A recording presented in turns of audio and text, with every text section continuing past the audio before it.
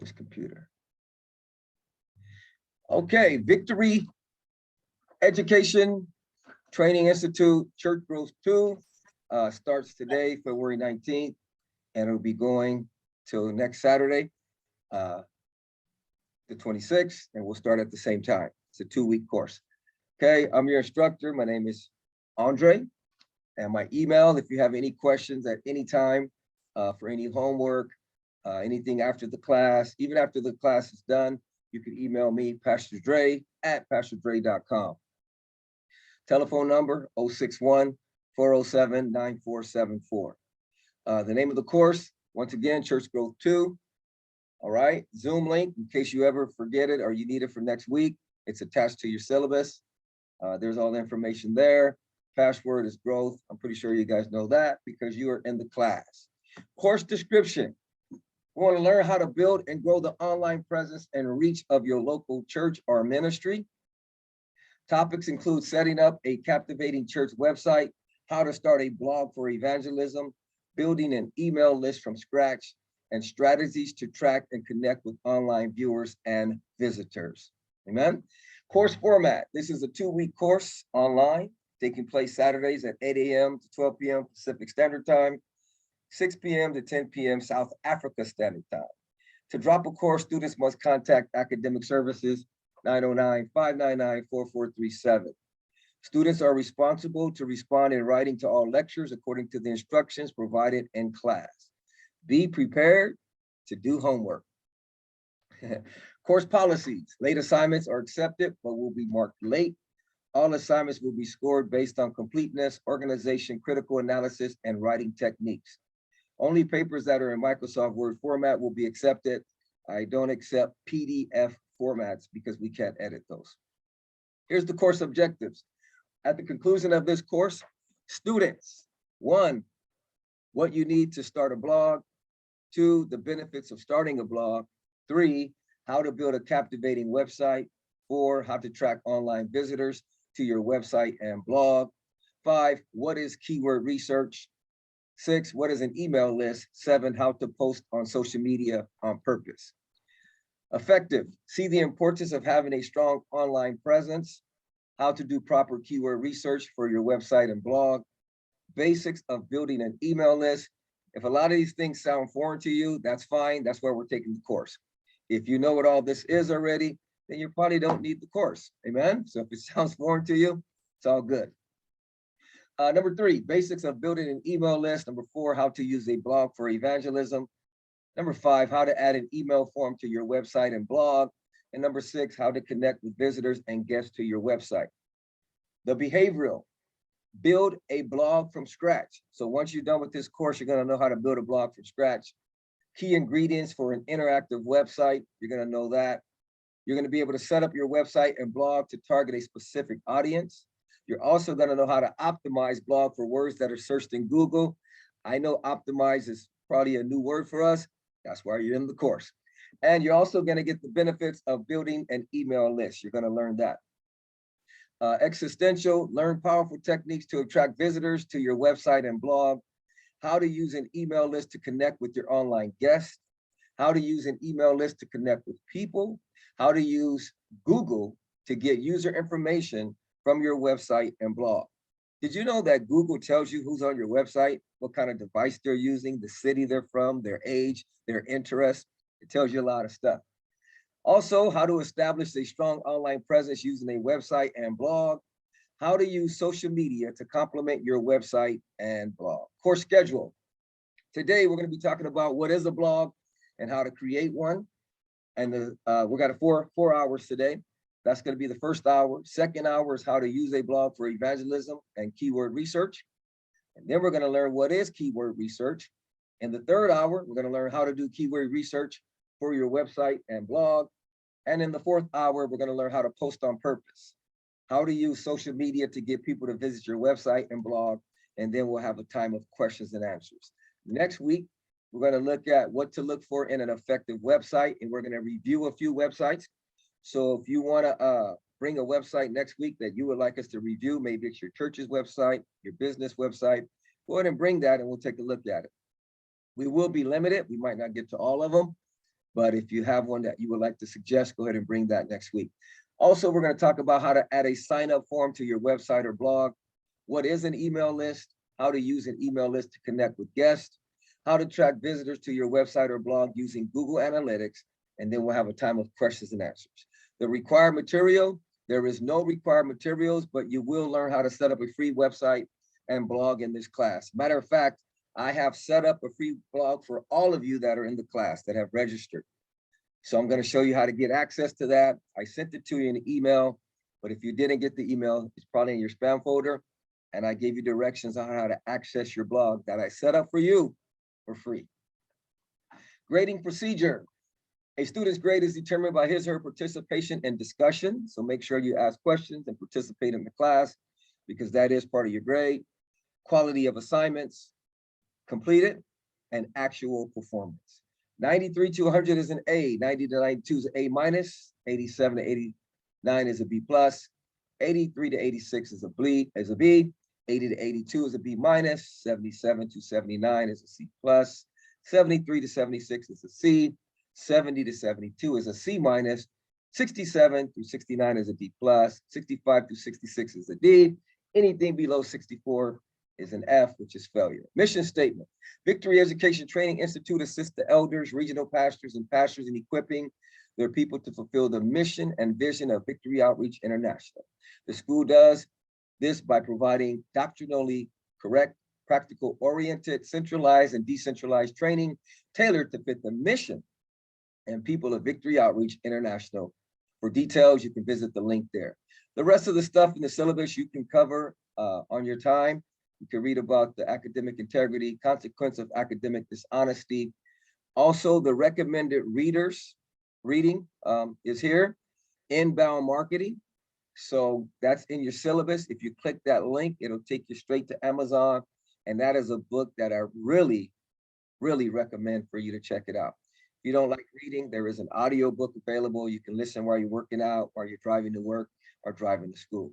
Now, I did have some resources for you. There's a place where you could get a free website right here.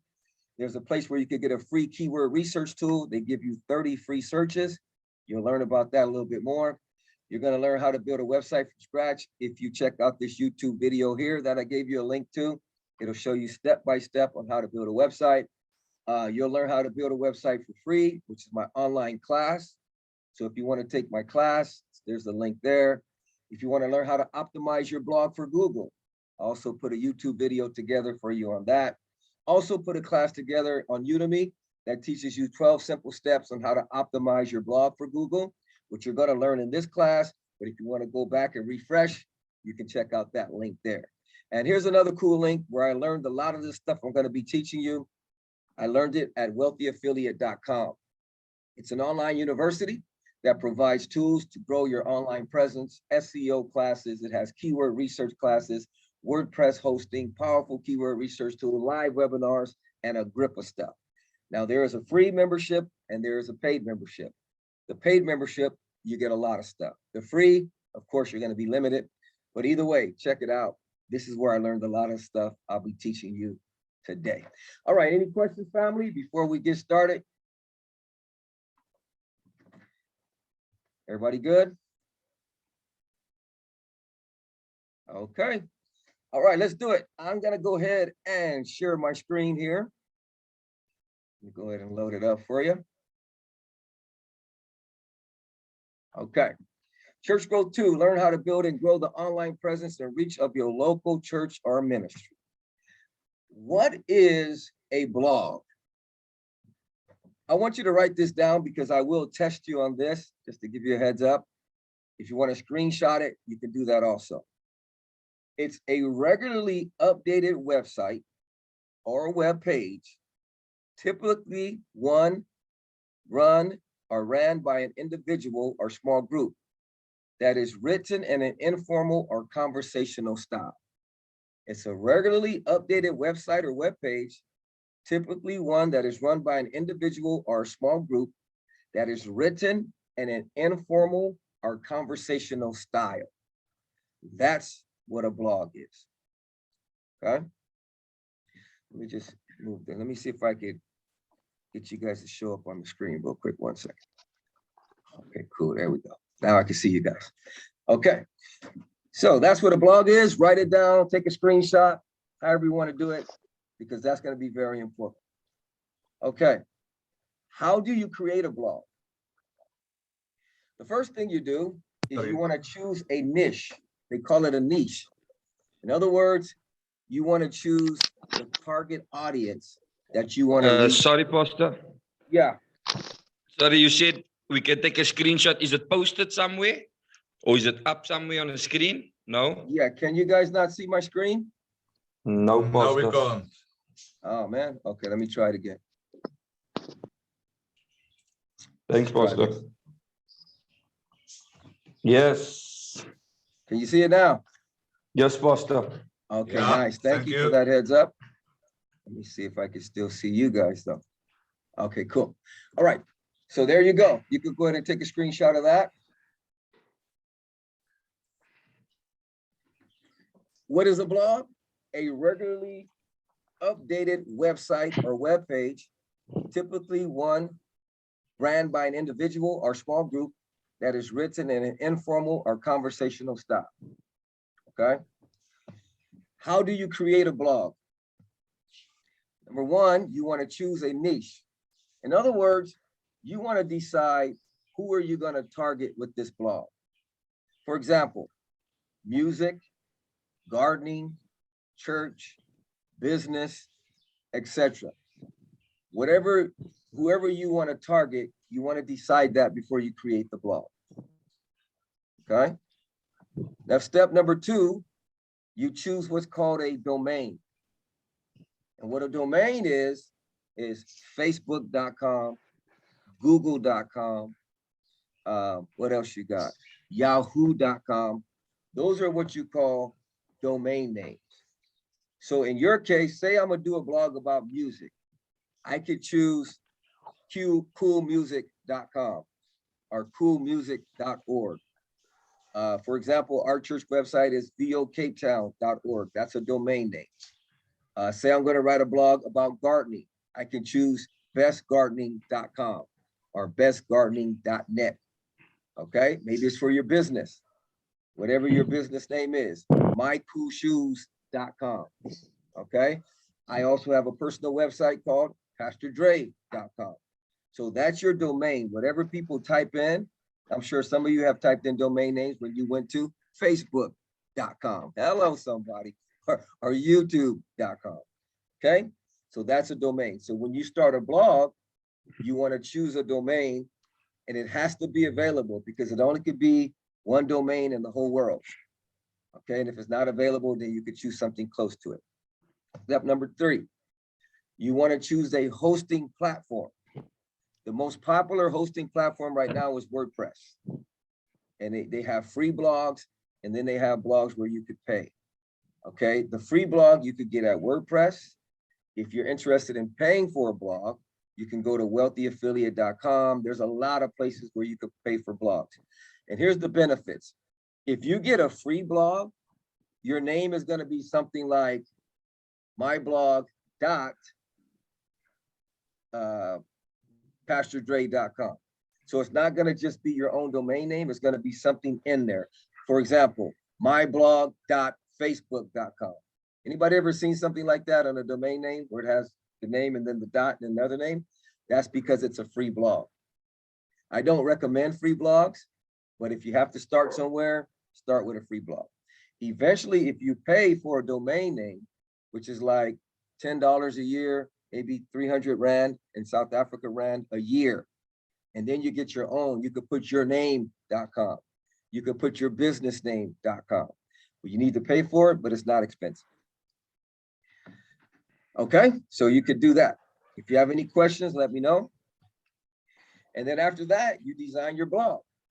That's all you got to do. So number one, you choose a niche. No. Number two, you choose a domain name. Number three, you choose a platform. Number four, you design your blog. Any questions?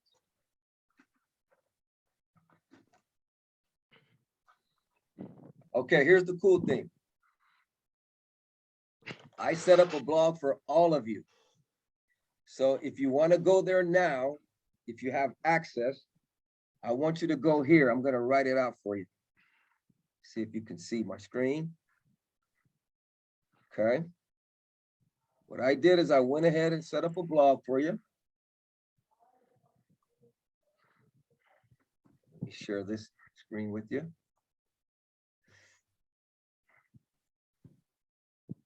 Okay, give me 1 second.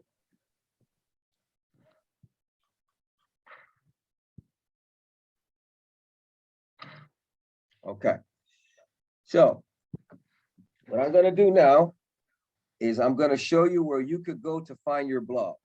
What I did is I set up your name. For example, Marco dot gospelspace.com. All right. So everybody go there, but put your name, whatever name you register. Carlo, Pastor Ivan, but I think I just put Ivan. Okay. Whatever name you register with, Roland.gospelspace.com, Marco.gospelspace.com. You guys should have a blog that'll show up if you go there now. So let me go ahead and go to Marco's blog. You have been chosen. So let me see. What's up, Marco? It's good to see you, man. All right.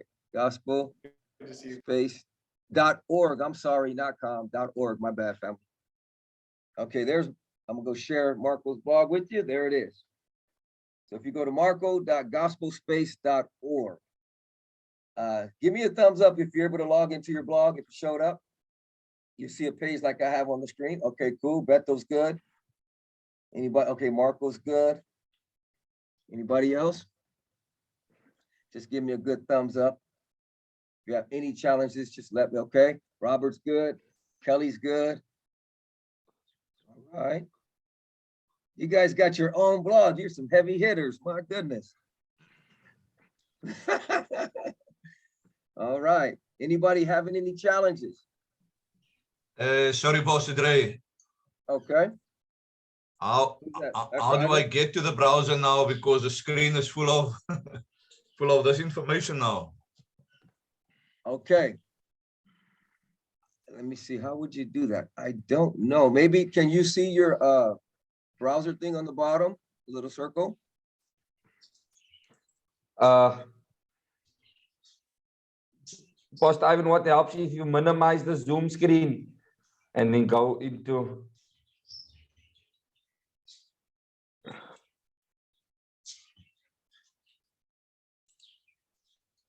Oh, I see. Hey, Thank you, lekker, Roland. lekker. Yes. All right. How's everybody else? Got it, Alvin, you Pastor. good? Come on. Carlos, Yeah.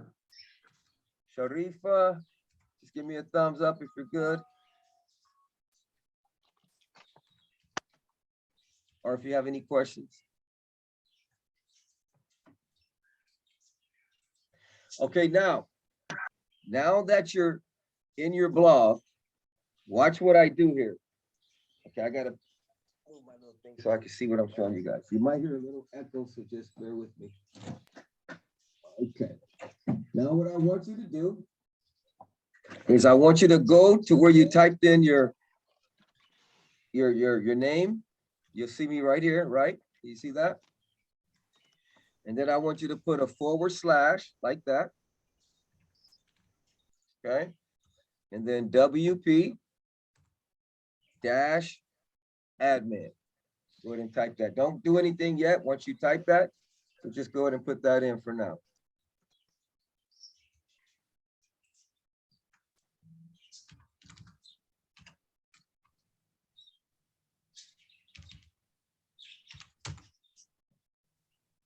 Everybody good? Okay, now I want you to hit enter. When you hit enter, this is what's going to pop up. Oh man, I'm lost.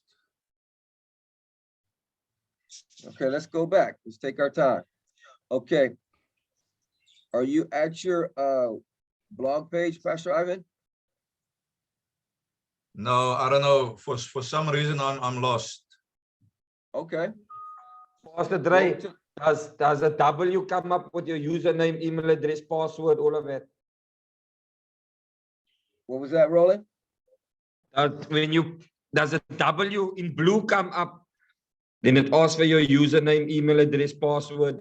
Yeah, you're on the right page. That's right. Okay. Yeah. So Pastor Ivan, it's on when you go to your blog page, right there on top where the name comes up with HTTP/ all of that. Then at the end of org, you just type in there /PP admin. Then it will come up and you press enter, Pastor.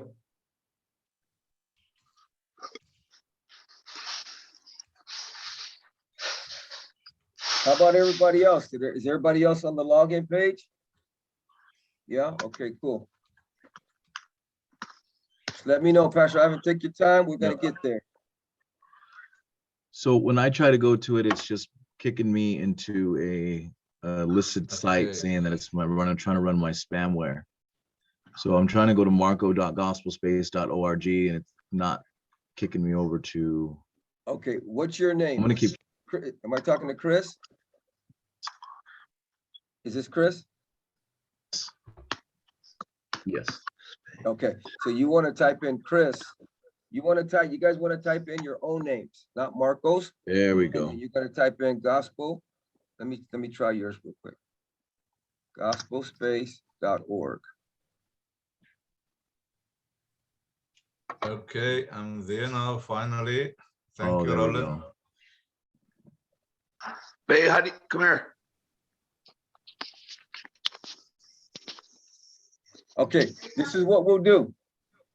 Did If it you're work? not able It to worked? get there right now, it's all good. I'll walk you guys through it, after the Okay. class. That's no problem. Even during the week, I can walk you through it. Okay? Excuse me, main thing- Pastor Andre. Yeah, Excuse me. go ahead. I'm actually experiencing technical difficulties. My laptop screen is jumping around. It's going on and off. So, I left and I tried to reconnect on my cell phone. However, I missed out a lot of things because I can't see you guys really. Okay. Okay. Okay. I'm not sure if it's my network or is it on your side or I think it may be I think it's probably. the phone, yeah, Sorry? your network. But that's fine. We're recording the class too, so you can watch it on demand. Okay, thanks. Okay. All right. So if you didn't get there, family, that's fine. But this is the main thing I want to show you. So I'm gonna go to, let's see, I'll go back to Marco. Okay. All right. Now, when I go to WP, write this down, you guys. Write that down. WP-admin. I want you to write that down. Okay. That's very important because what that allows you to do, it allows you to go in to your blog. So I'm showing you right now how to set up a blog. We learned what a blog was, and now I'm going to show you how to set it up. But when you set up a blog, you also have access to a website. So it's like 2 in 1. So we're going to take one at a time. So the first thing we're going to learn is the blog, and then I'll show you how to turn a blog into a website, which is really cool. All right. So remember, marco.gospelspace.org, carlos.gospelspace.org, kelly.gospelspace.org. That's where your blog is at. To log into your dashboard, you want to put your name, gospelspace.org/WP-admin. Okay. Any questions? Let me make a blank page so I can show you guys. I'm going to duplicate this. So basically, you got this. We're going to go and we're going to say, boom, and say I'm rolling. gospelspace.org/WP-admin, and you're good to go. Okay, now when you click that, you're going to get a page that looks like this. When you get to this page where it says username, go ahead and enter your email. that you signed up with for the class. Okay? And once again, if you don't get it right now, it's all good. But by the end of this class, you're going to know how to do this. Okay? So go ahead and put your email. And then where it says password, I want you to put church. I'll show you now. Church with a capital C.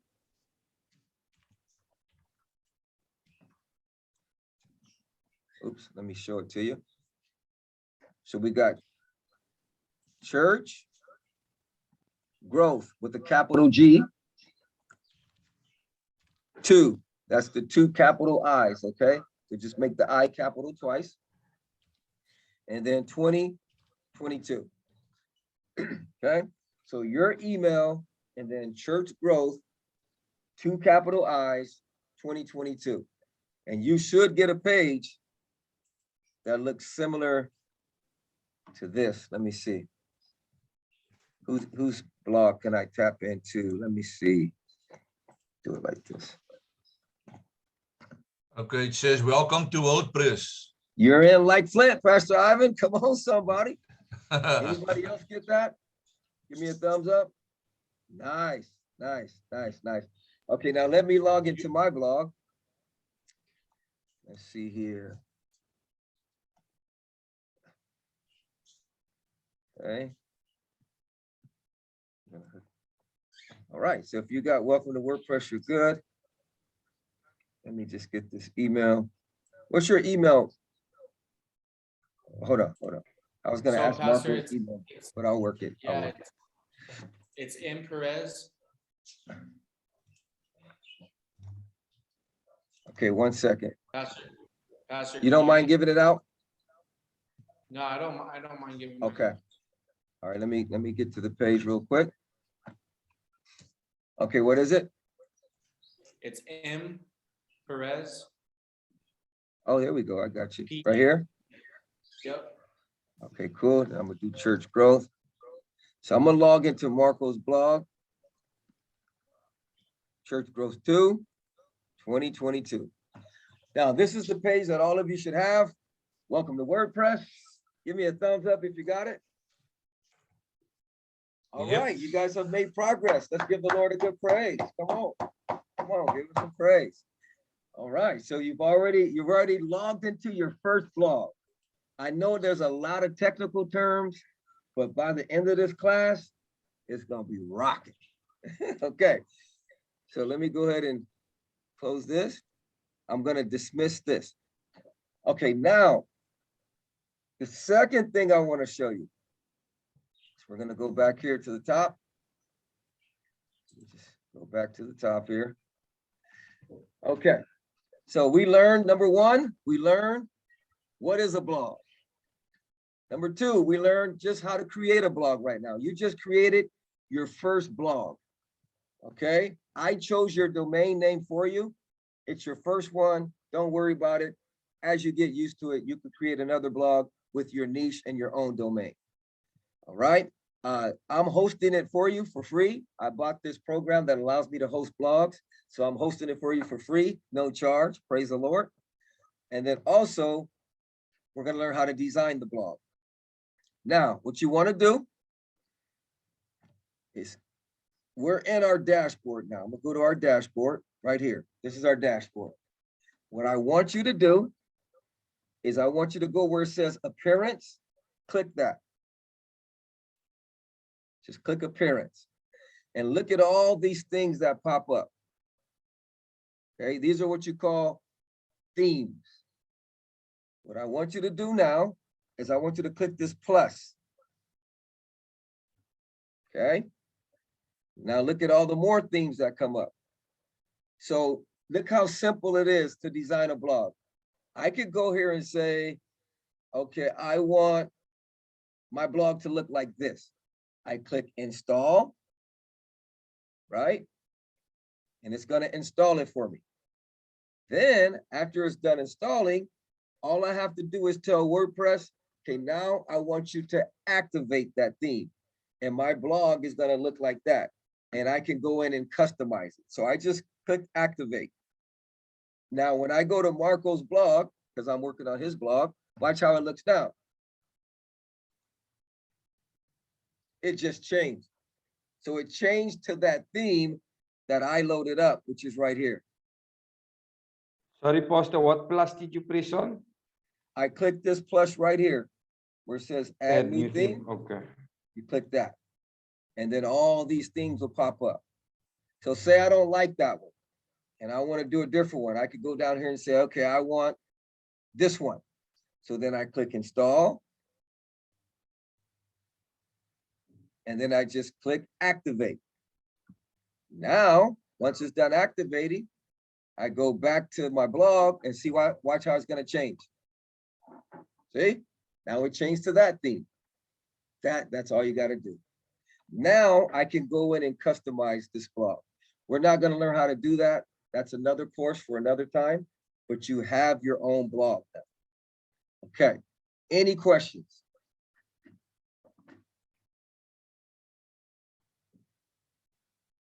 No questions? What was Pastor, that? Yes? am I gonna have a chance somehow to follow up on this again? Because I have not Yeah, followed the class anything. is on demand. So when we're done, I could send you guys the recording of it. I'm a very visual person. I know you're gonna send me the recording. But you know, I tried to do it earlier when you sent me the email, Pastor Andre. And then what happened was when I got as far as getting into a lot of like a blocks that says WordPress and all the other things. And then it also required my that I put my password and stuff in. But then I could somehow I couldn't have access to it. And I'm not sure if I did something wrong there, because I can literally see it. It asked my password, it asked the username, but if I type in, there's no effect. So am I what have I done wrong? Did you put your email for the username? It doesn't want to. I type, but it doesn't. It's like a frozen page or something. Oh, it only doesn't let you type. opened. Sister Yeah, it Sharifa, doesn't want to type. Sister Sharifa, what I do know is on your first question you asked, sorry, Pastor Dre, if you watch the recording, it shows the screen and everything. It shows everything. It will show everything Pastor Dre is doing, not just the voice. You won't just hear the voice, you'll hear everything. Yeah, so I get you you. won't only get the audio, you're actually going to get the whole video of the class. Okay, cool. Great. Thank you so much. I And must if get it. if it's not allowing you to type, then it might be the computer. Okay. Okay. Okay. All right. Thank you, family. Pastor Andre. So Hey, Pastor Andre. you chose a niche. You got Pastor your Andre. domain name. You got your hosting platform, and you designed the blog. Now Hey, here, Pastor Andre. yeah, go for it. I just put a question in the chat box. Okay, let me see. Can you edit the blog and change, for example, the background picture? Yes, you can. I have in your syllabus, the class that teaches you how to design a website will walk you through step-by-step on how to change your whole blog from beginning to end. Okay, and I actually show you how to make your blog a website. So check that out, it's powerful. Okay, and it's in all of your syllabuses. All right, let me see if I missed any other questions. Cool. I'm in. Pastor, lost, but not in. Okay, no problem. Ridwan, how are you doing? You feeling good? Your mic's muted.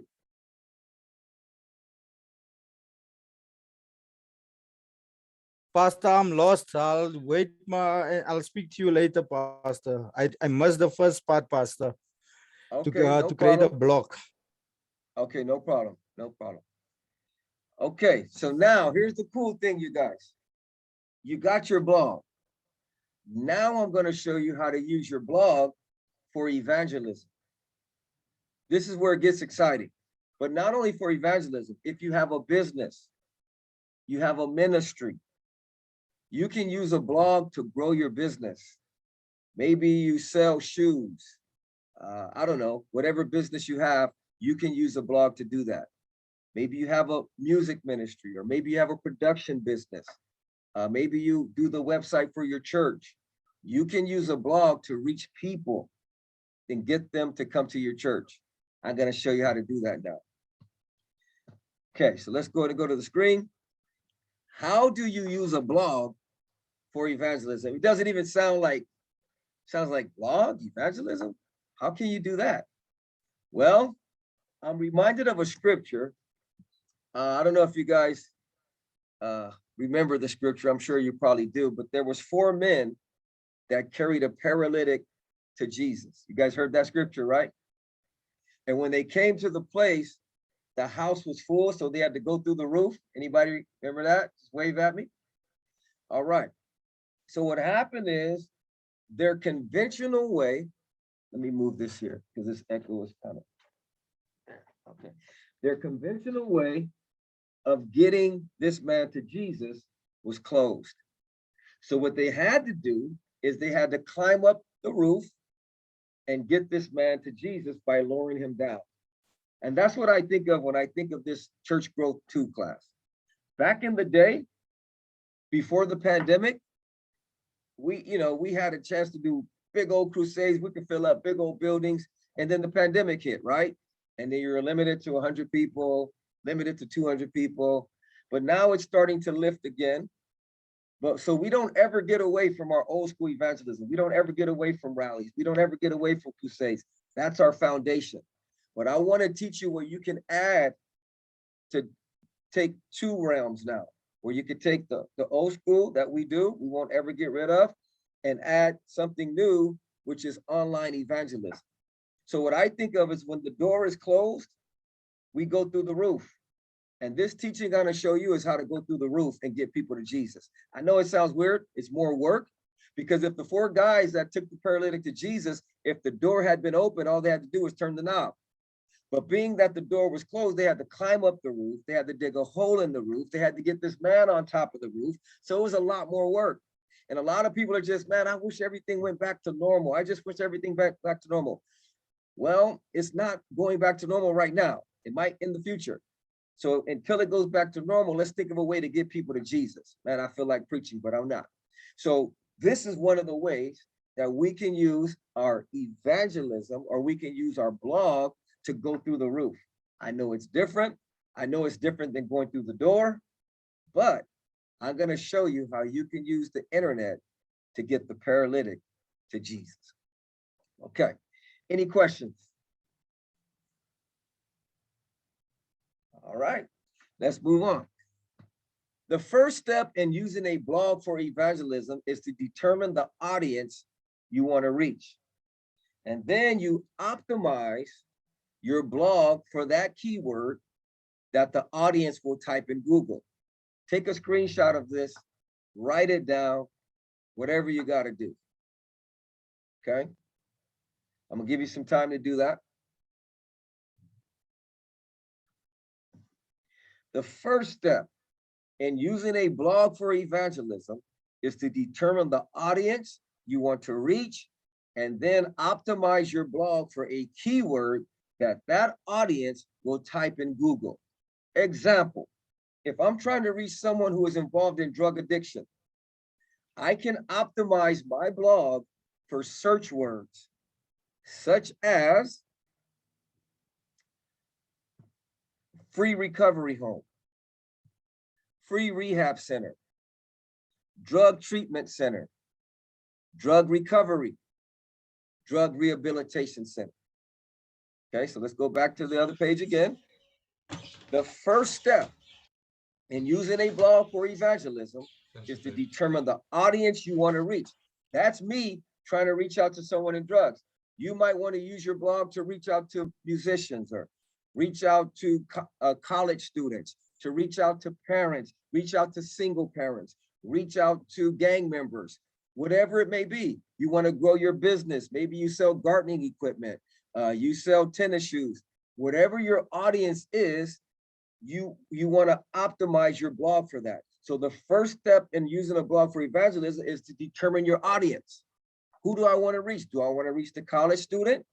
Then I'm going to optimize my blog for a different word. I won't use free recovery home. I'll probably use studying for college, or how to go to college, or how to get good grades in university. And I'm going to break all that down for you in a bit. So whatever your audience is, whoever you're targeting, that's what you want to optimize your blog for. And here's the cool thing. When you write one blog, because right now I just gave you a blog platform for free, okay? You can write as many blogs as you want. You can write a blog a day. You can write 4 blogs a day. It's your blog. You can do whatever you want. You can write one a week. You can write one a year, but the more you write, the more fishing lines you're throwing in the ocean for souls that need to hear about Jesus. What I've noticed is a lot of churches have websites, but they don't have blogs. And they're missing out on a lot of opportunity. I want you to look at a blog like this. Say I'm a fisherman and I'm fishing in the ocean. Maybe I'm fishing for, I don't know, catfish, or maybe not from the ocean, but whatever. Say I'm in the lake and I'm fishing for catfish. Then I got another pole, I'm fishing for trout. Then I got another pole, I'm fishing for another type of fish. Every blog you write, you can target a different audience. Man, this will preach. But what I notice is a lot of churches, they have websites, but they don't have blogs. And their website is only optimized for one keyword. But when you write a blog, you can optimize it for all kinds of different keywords. And those people that are searching in Google will see your blog. I don't want to get ahead of myself, so let's take it a step at a time. So the first step in using a blog for evangelism is to determine the audience you want to reach, and then optimize your blog for a keyword that audience will type in Google. Example, if I'm trying to reach someone who's involved in drug addiction, I can optimize my blog for search words such as free recovery home, free rehab center, drug treatment center, drug recovery, drug rehabilitation center. Now, the cool thing is I can write a blog on each one of these. I could write a blog on free recovery home, boom, boom, boom. Next day, I could write another blog on free rehab center, boom, boom, boom.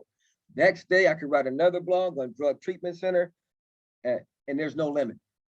Note, wouldn't it be cool? See my little note on the bottom right there? Wouldn't it be cool if we knew how many times someone is actually searching these words in Google? Wouldn't that be cool? Like, say I want to optimize my blog for free recovery home, but wouldn't it be cool if there was a tool that told me, Pastor Dre, there's 100 people that type in free recovery home in Google? Well, guess what? There is a tool. I'm going to show it to you right now. If I get a little excited, just bear with me. Okay, just bear with me. All right. Okay, so I'm going to show it to you. The good news is there is a way to find out. The process of finding out how many times a certain term is typed in Google is called keyword research. Write that down, take a screenshot. It will be on your quiz. Let me get some water while you write it down.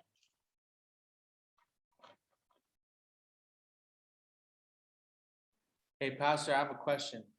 Okay, question. Sorry, Pastor, we have some of I can barely hear you. Is that Marco? Yeah, hold on one second. Okay, no problem. Let me fix my internal speaker here somehow.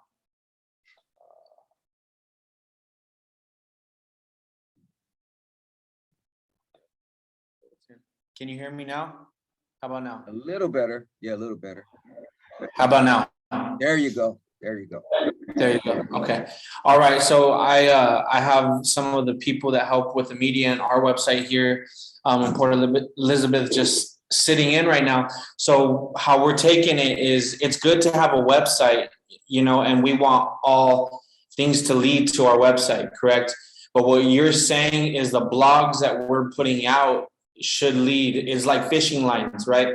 So like how many blogs we could put out as much blogs as we want, right? So we can make a blog for our recovery home, we can make a blog for the gang, we can make a blog for our women's ministry or single women's ministry or whatever the case, right?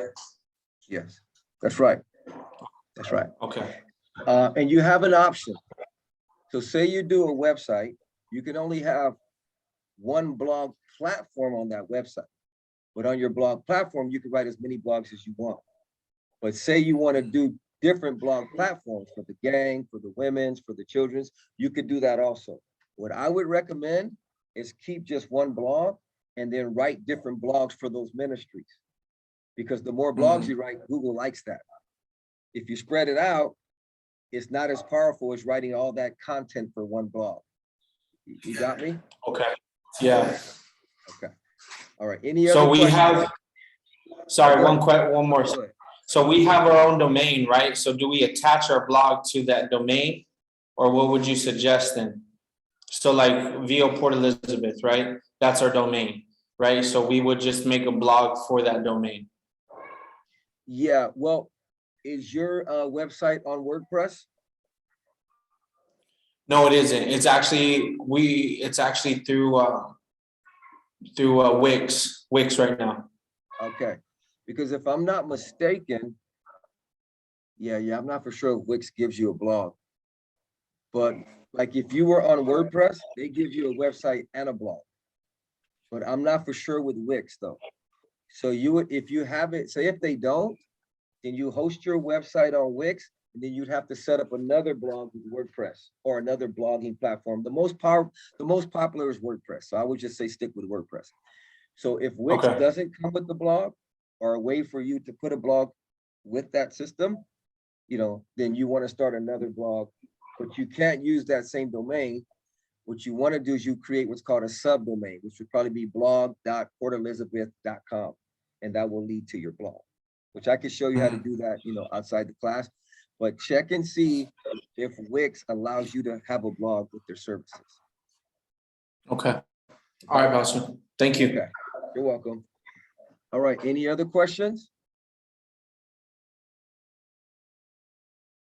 Okay, so we're talking about optimizing your blog. We're talking about going through the roof. We're talking about getting people to Jesus. We're talking about a way that, man, we're used to going through the door. Back in the day, we passed out flyers. We would, that was the way of getting people to Jesus. But now there's another way, which is the internet. And the cool thing about the internet is they tell you what people are typing in. So you can specifically target them. I look at it like this. When I first got saved, we used to go door to door and we would get radical, pass out flyers. We'd knock on the door. Hey, here's a flyer for you. We didn't know if they had people involved in gangsterism in their family. We didn't know if they had someone involved in drugs. We didn't know if they went to church. We just went door to door. But today, Google tells you, hey, this person's looking for a free recovery home. So they must have someone involved in drugs. Hey, this person's searching for new shoes. So they must want to buy some shoes. So Google tells you. So Google said, hey, go to that house. Pass out a flyer there. Their son's on drugs. Oh, goodness. Google says, go to that house. You got a shoe business? They're looking for shoes. Go knock on that door. Okay. So the good news is we want to optimize our blog for a keyword. Okay. And the good news is Google tells you and I how many times people actually type in a keyword in Google. Let's check it out real quick. Let's check it out. I got some claps right there. Got rolling, clapping, good stuff. Okay, so like I said earlier, the good news is there is a way to find out. Can anybody tell me what's the name of the process to find out how many times a word is searched in Google? Can anybody tell me?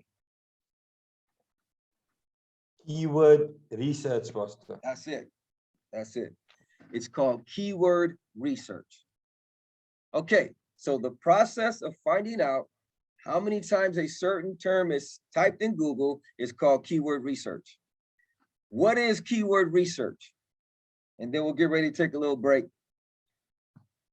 The process of finding out how many times a certain search term is typed in Google is called keyword research. Screenshot it, write it down, however you want to do it. The process of finding out how many times a certain search term is typed in Google is called keyword research. So now you can leave this class now and you can go back to your church and say, hey, you know what keyword research is? I do. You can sound deep. You can tell them, oh, it's the process of how many times people type in a certain word in Google. So you can sound deep like you went to a university. Come on, somebody. Okay. So the process of finding out how many times a certain search term is typed in Google is called keyword research. Now, there is a tool that tells you how many times a certain word is searched in Google, and that is called a keyword research tool. Okay, write that down.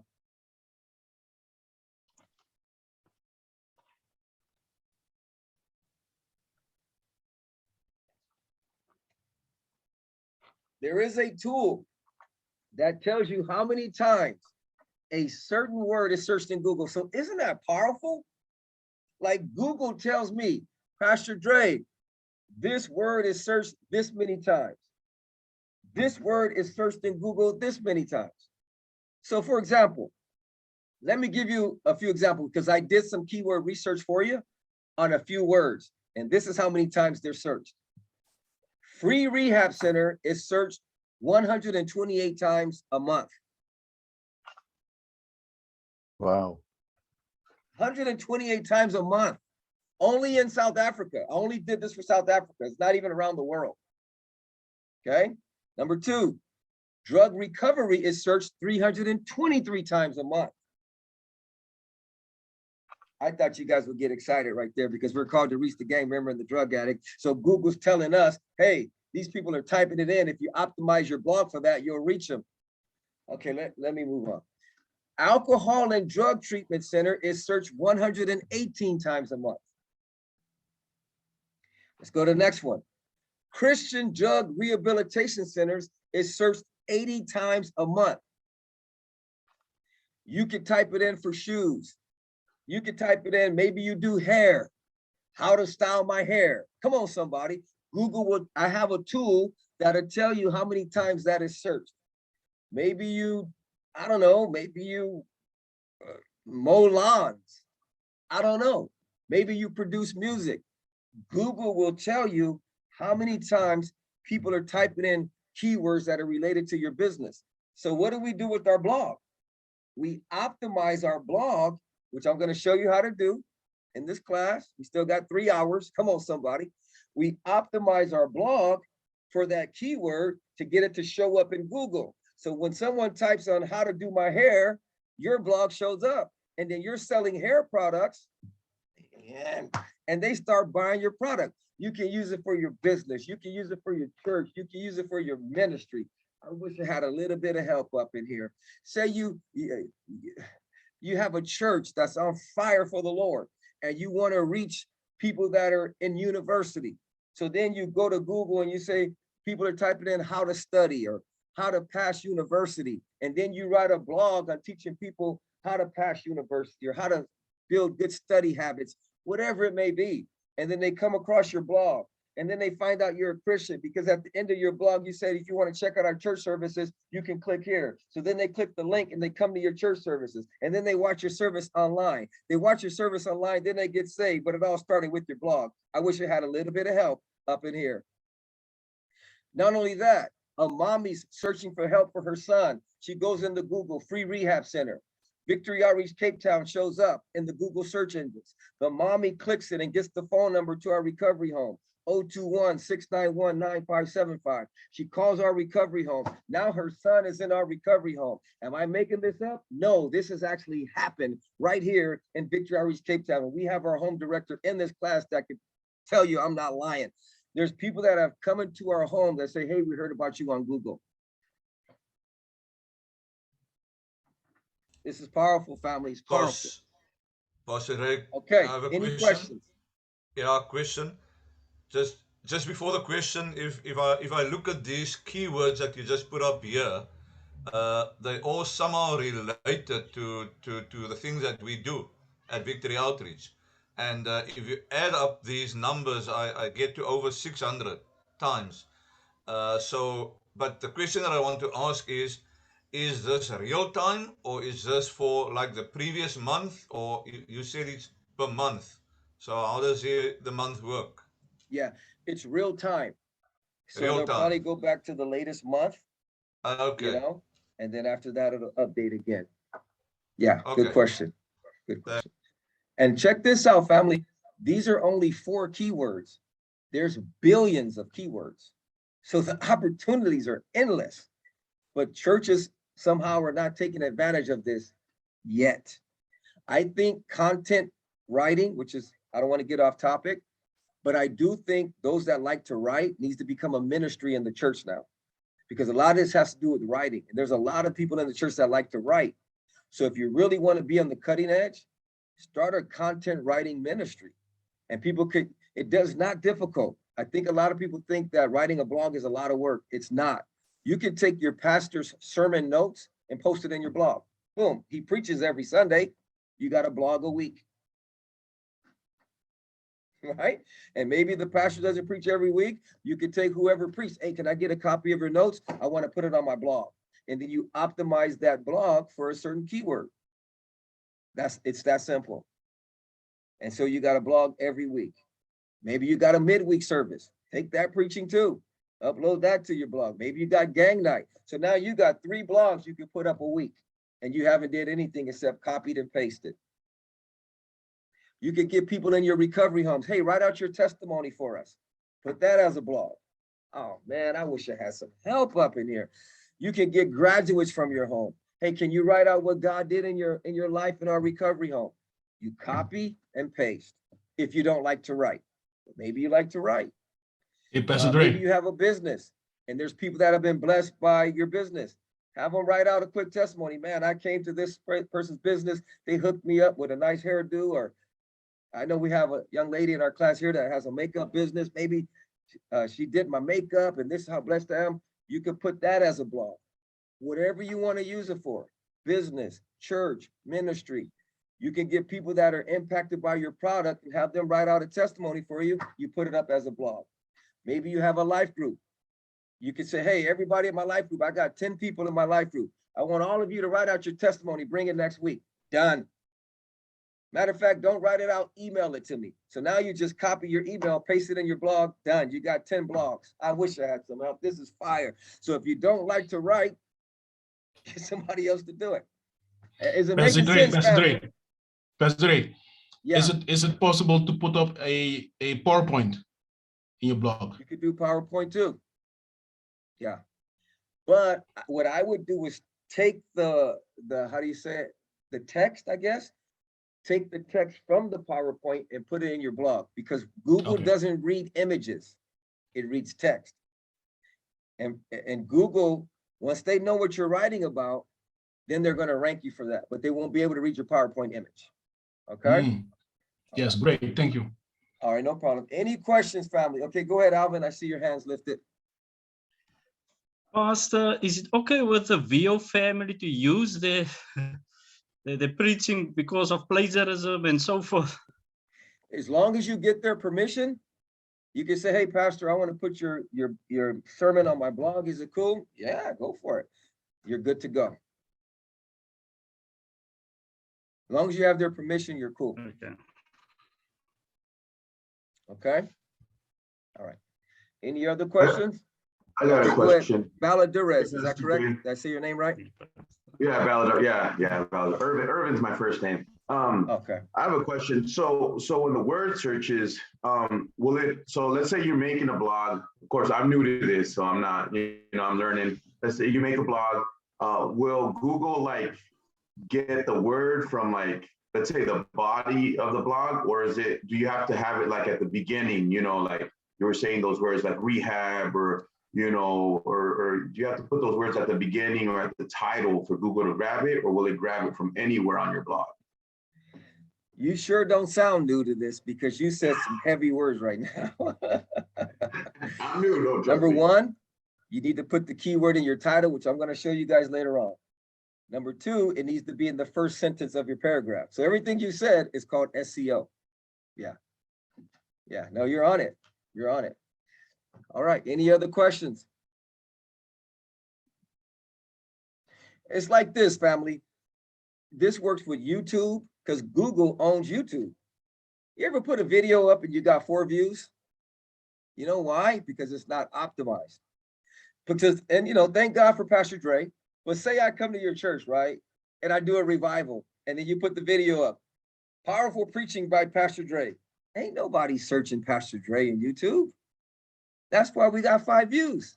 But if you optimize it for what people are searching for, and I have a tool that will tell you what they're searching for, you'll get more views. You know, thank God for Pastor Dre, and I know you want to put him in the title, and that's all cool, but ain't nobody searching him. So don't title your video a person, title it a keyword. I guarantee you, you will get more views. It's a guarantee. All right, any other questions? That's what I was seeing also, Pastor. I seen a quick video just to reiterate what you said on YouTube, that these churches that we see the most on YouTube and stuff like that, their sermon title might be something else, but they use those keyword search tools and they make it look like that's the title on YouTube, but that's not what their sermon title was. Yeah, that's called search engine optimization. They're optimizing their video for what people are searching in Google. And the cool thing, family, is maybe we'll take a break. Are you guys good for another 5-10 minutes before a break? Just wave at me. Yeah, okay. The cool thing is there's a tool that tells you what people are searching. Let's go there. Okay, once you find a good word that people are searching for, the next step is to set up your blog to rank in Google for one of those keywords. That is called search engine optimization. Okay, so let's go back. I don't want to just give you guys a lot of knowledge. So number one, the process of finding out how many times a certain term is typed in Google is called keyword research.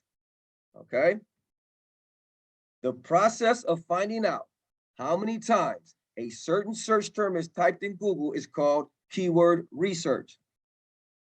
There is a tool that tells you how many times a word is searched in Google.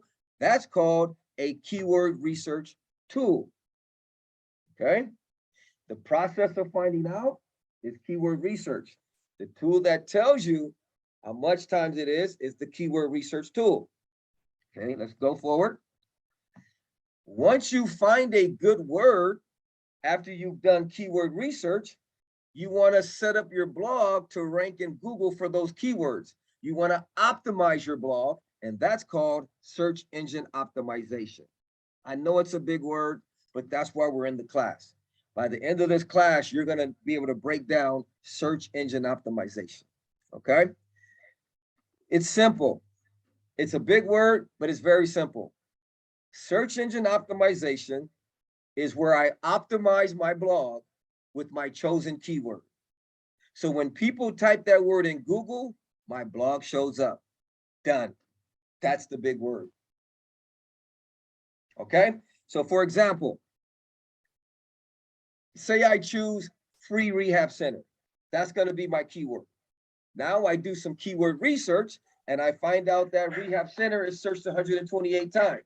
So now I'm going to go do some search engine optimization and I'm going to optimize my blog for that keyword. That's how you do it. And it's for anything, for your business, for your church, for your ministry.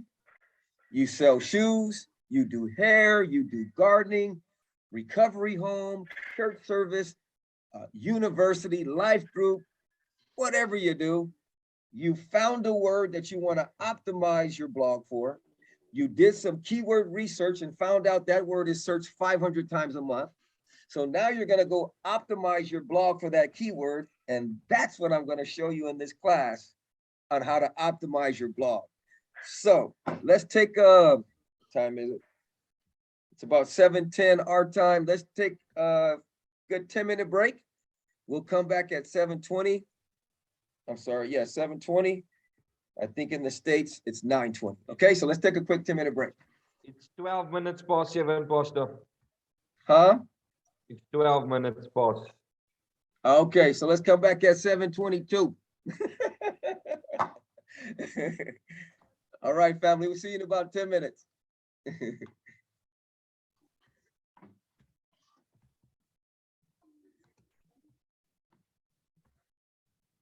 Okay.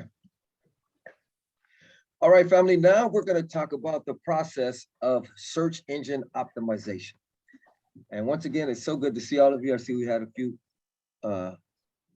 another person join us. Good stuff. It's good to see all of you. Okay, so we're going to talk about search engine optimization. This is where I optimize my blog with my chosen keyword. So when people type that word in Google, my blog shows up. Okay, so let's go ahead and look at that. Search engine optimization. SEO is also known, search engine optimization. It is also known as SEO. Let me see, I might have to put some headphones on. Can you guys hear that echo? Wave at me. Oh, you can't hear it? Okay, cool. All right. So SEO is the process of optimizing your blog or website for a particular keyword that people are typing in Google. Okay? There are 12 things you need to do in order to optimize your blog for a specific keyword. And this is where the difference is made. Okay? And we're gonna dive into it. It's gonna be fun. If you have any questions, jot them down or put it in the chat, wave your hand, because I don't want to just give you a lot of information. I want you to be able to catch it. Okay, I want you to understand it and catch it. Okay, so there are 12 things you need to do in order to optimize your blog for a specific keyword.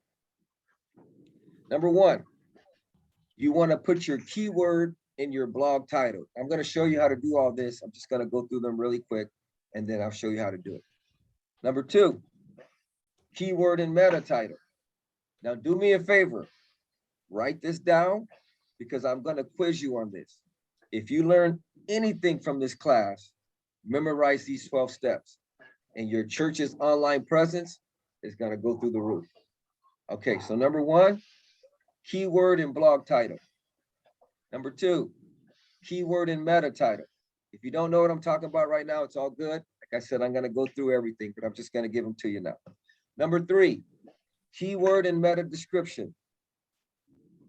Number four, keyword and first sentence of content. Number five, keyword and image alt tag. Number six, keyword and image alt text. Number seven, one internal link. Number eight, one external link. Number nine, keyword and social meta title. Number 10, keyword and social meta description. Number 11, add a social media image. And number 12, one embedded video. Okay. Also, So let's can go you back. just flip? Can you just do the previous slide again? Thank you. Okay. Take a screenshot, fam. Write it down. Yeah. Get it. I'll give you some time.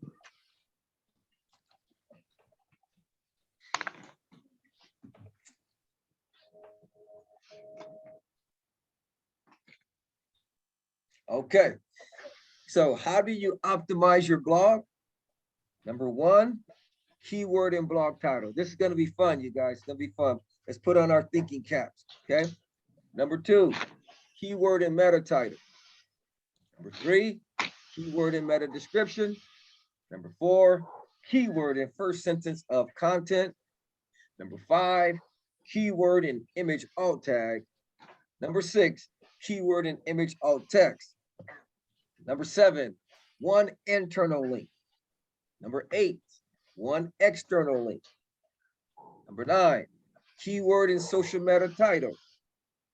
Number 10, keyword and social meta description. Number 11, add a social media image. And number 12, one embedded video. Okay, so what does all this mean, Pastor? I see you got 12 steps, but I'm not with you. Okay. What I'm gonna do right now is we're gonna go back to number one. And what I'm gonna do is I'm gonna go ahead and open up my blog. Okay. This is actually Marco's blog, but I'm gonna use it for mine. The first thing you want to do is make note of this, family. Write it down. You want to get what's called an SEO tool. Okay. SEO tool. Write that down. The tool I recommend, it's free. So once you're in here, once you're in this space in your blog, follow along with me. If you're in your blogs right now, I want you to follow along with me. I want you to go to plugins. Sorry, Pastor. It's hard to Yeah. see. It's hard to see, to follow, to see what you're doing and follow on our blog. We can minimize it though and see. Oh, you Okay. can't see what I'm doing. We can see what you're doing, but to see on our blog and see what you're doing. I don't know if I'm the only one. Oh, I got you. I got you. Okay, I got you. I got you. Okay, then it makes sense. So what I'm gonna do is I'm gonna send you guys the recording, and then for your homework, this is gonna be your homework. Okay, let's do it like that. Okay, cool. Pastor. Okay. Now I got you, Ro. That makes total sense. Okay, so I'm gonna show you now. I'm gonna go to plugins. Okay, then I'm gonna go to add new. And then I'm gonna go over here in this blank spot. And I'm gonna type in SEO press. I'm gonna hit enter. It's gonna give me a plugin that's called SEO press right here. I'm gonna click install now. So it takes about 15, 30 seconds to install. Okay, once it's done installing, you go to activate. I'm hooking your blog up for you, Marco. Okay, so, hey, all right. So now I have an SEO plugin installed. Now, if you notice, if I go right here where it says post, I'm gonna click there. You see where it says hello world? That is my first blog post because WordPress automatically does that for me. That's this right here. So all your blogs probably say hello world because it's a, what do you call it? It's a like an automated. Once you install WordPress, it automatically does a blog for you, and that's the blog. But you can delete that. So we're gonna go delete that right now. So I'm gonna go to this blog and I'm gonna click trash. Okay. So now the blog's done. So if I go to my page now, there's gonna be nothing there. Okay. So what I do back here controls my blog. Okay. So now I'm gonna write my first blog. What I'm gonna do is I'm gonna go to post right here, add new. So say I do makeup. All right, I know we have someone in the class that has a makeup business, so let's just do that real quick. So just say I did that. Okay, so now what I want to do is I want to find out, before I even start writing my blog, I want to do keyword research because I haven't chosen a word yet. Remember, we got to choose who we want to target for our blog. It doesn't, I can't just come up here and just make up anything. People aren't searching it. So I'm going to go to my keyword research tool and I'm going to find out about makeup. So let's do that. Okay. So in order to do that, now this tool, you have to pay for it. It's not free because Google's giving you some good information. Okay.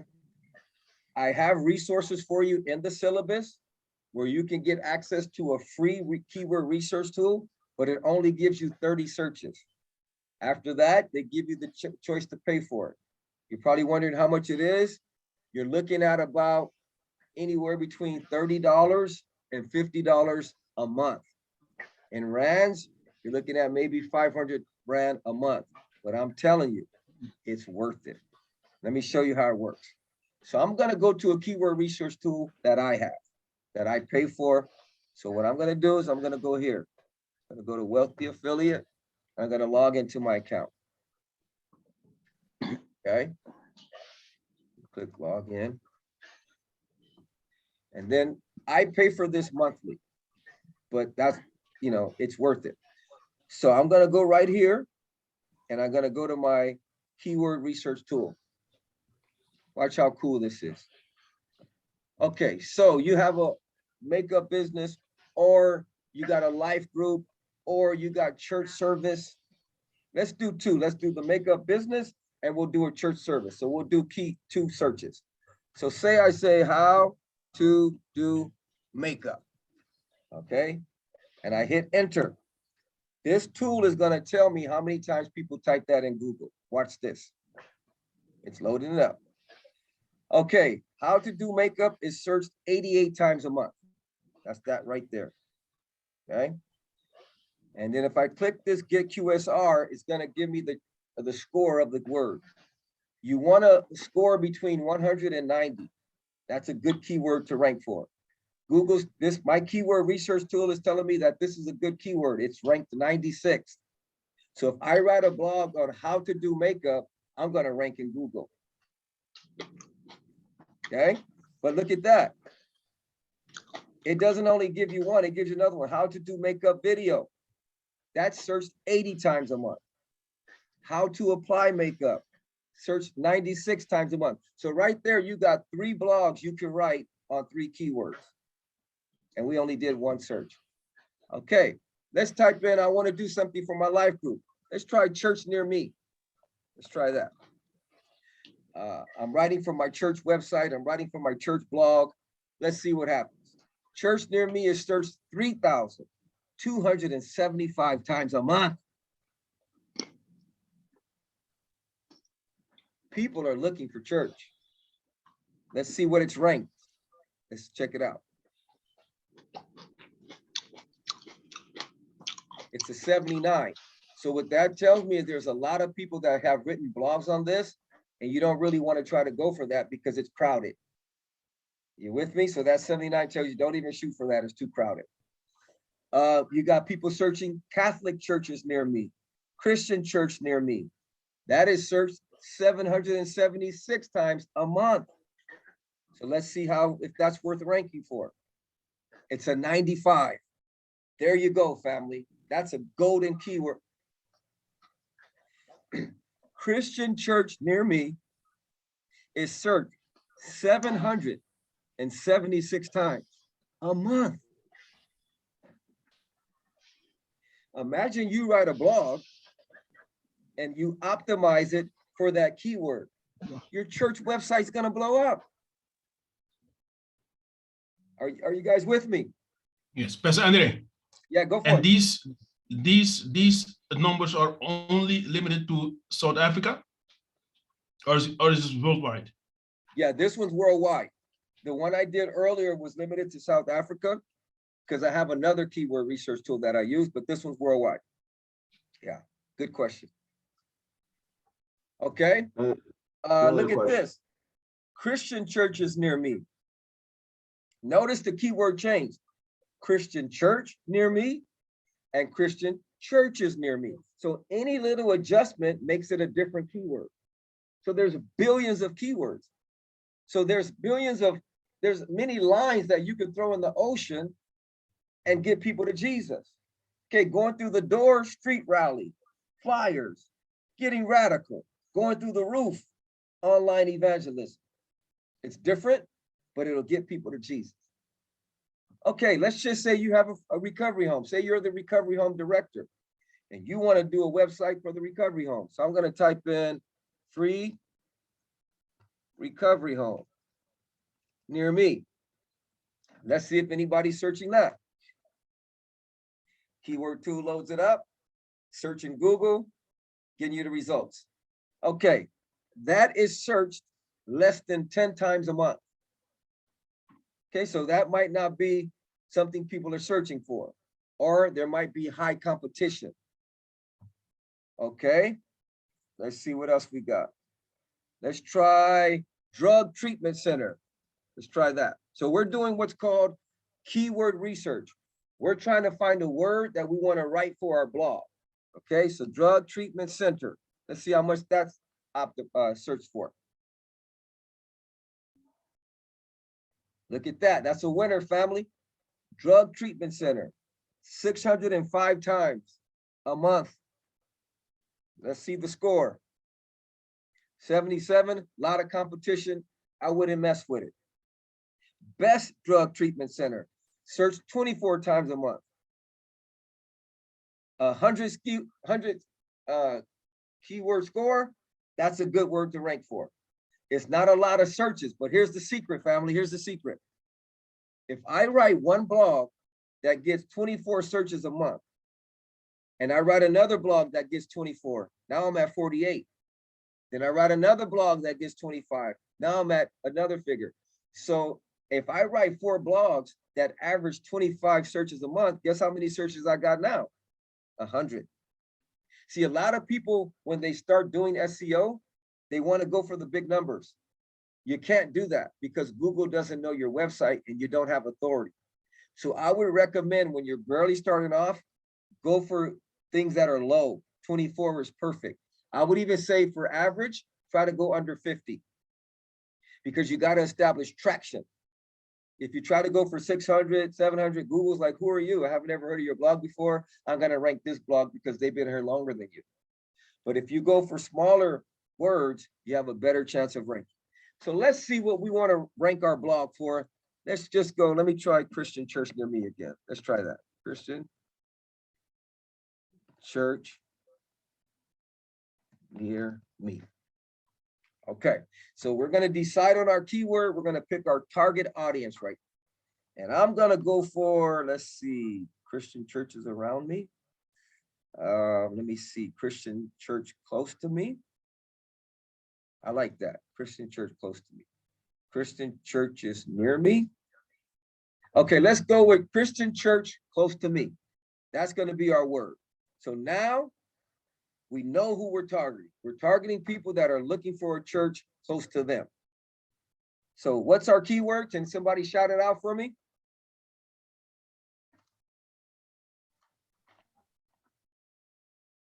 Christian church close to me. Close to me. Got it. So now, remember the steps I told you? Now we're going to take that keyword and put it in these 12 places. And I'm going to show you how to do that. Now, remember when I went to this blog, let's go back to the beginning. Okay, I'm going to go back to the first step. When I went to this blog here, this is my website. I'm in what's called my dashboard. Okay, this is how I showed you how to log in at the beginning of the class. Now you want to write your first blog. You're going to click post. You've already installed your SEO plugin, which is right here. We're good to go. Okay, now we're going to go to post and we're going to start optimizing the blog. Okay, so what I'm going to do is I'm going to click add new.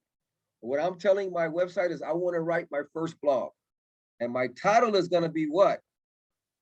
What do you guys think my title will be?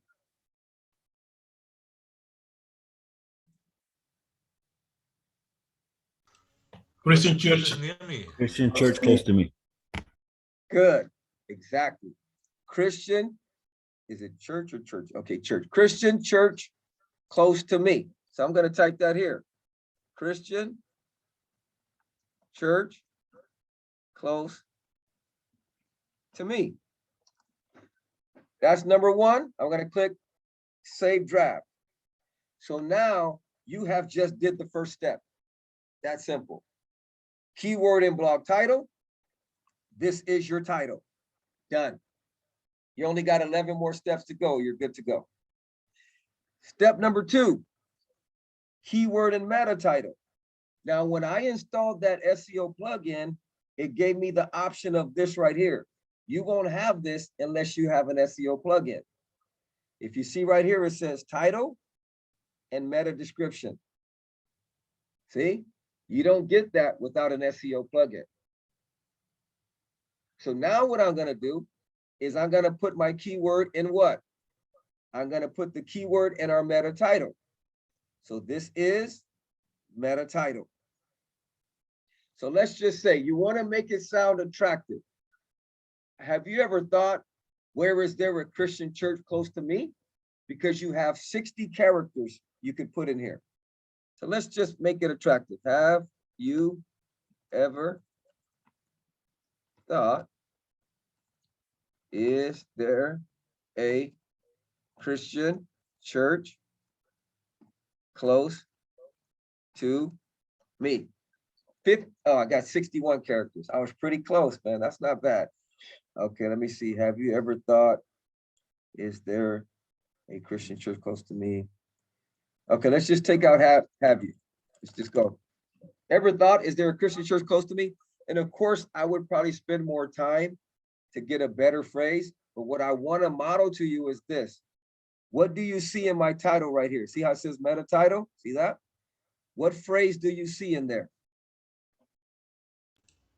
Christian church close to me. There you go. So you get creative as you want.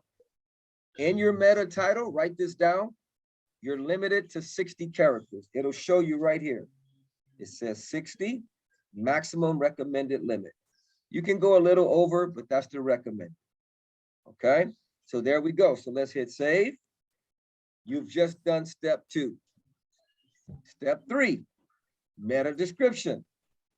See, keyword and meta description. So now I got to get creative because I get 160 characters with this one. So I'm going to think of something, you know, I'll just make up something now. Have you ever wondered, is there a, because remember, they're typing this in, so they're probably looking for a church near them. So I'm going to type in something that will relate to them. Have you ever wondered, is there a Christian church close to me? And you put your question mark. Then I say, then check out this blog on a church that is on fire for God, because you want to attract them. And I'm going to show you why now. And I could put read more now. Okay, so I get 160.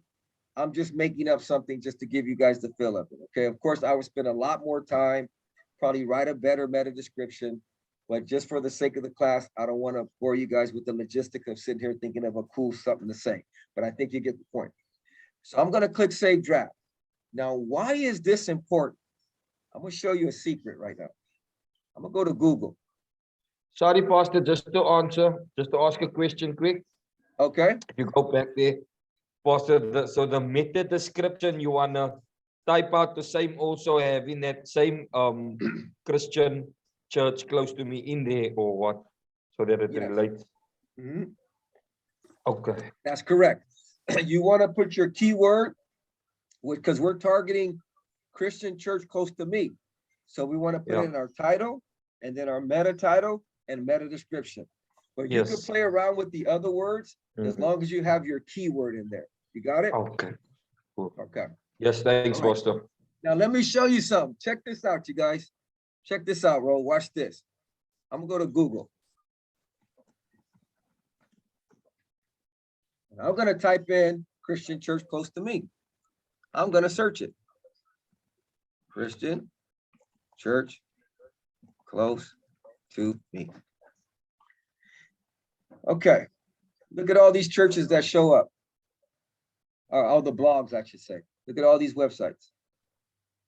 Imagine, whoa, Victory Outreach Church of Cape Town. Okay, well, let's just go here. I want to show you guys something powerful. This right here is your meta title. This right here is your meta description. So whatever you put in here, Google is going to put right here. Oh, that's good stuff right there. I see Robert got excited. Come on. That's powerful. So that's why you want it to be attractive.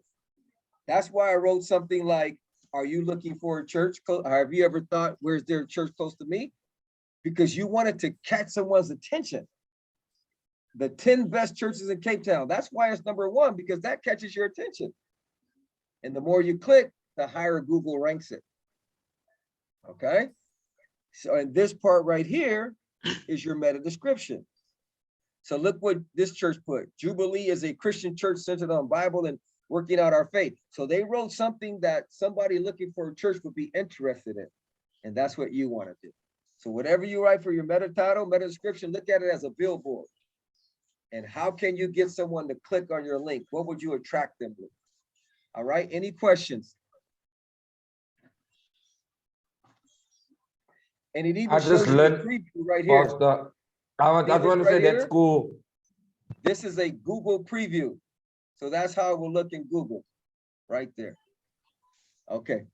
Did someone have a question? I'm sorry. I just wanted to say that's cool, Pastor. Now It's knowing nice, what huh? that is, a meta description, yeah. And Hey, yeah, Ro, it gets better. Watch this. that's tight. Yeah. All right.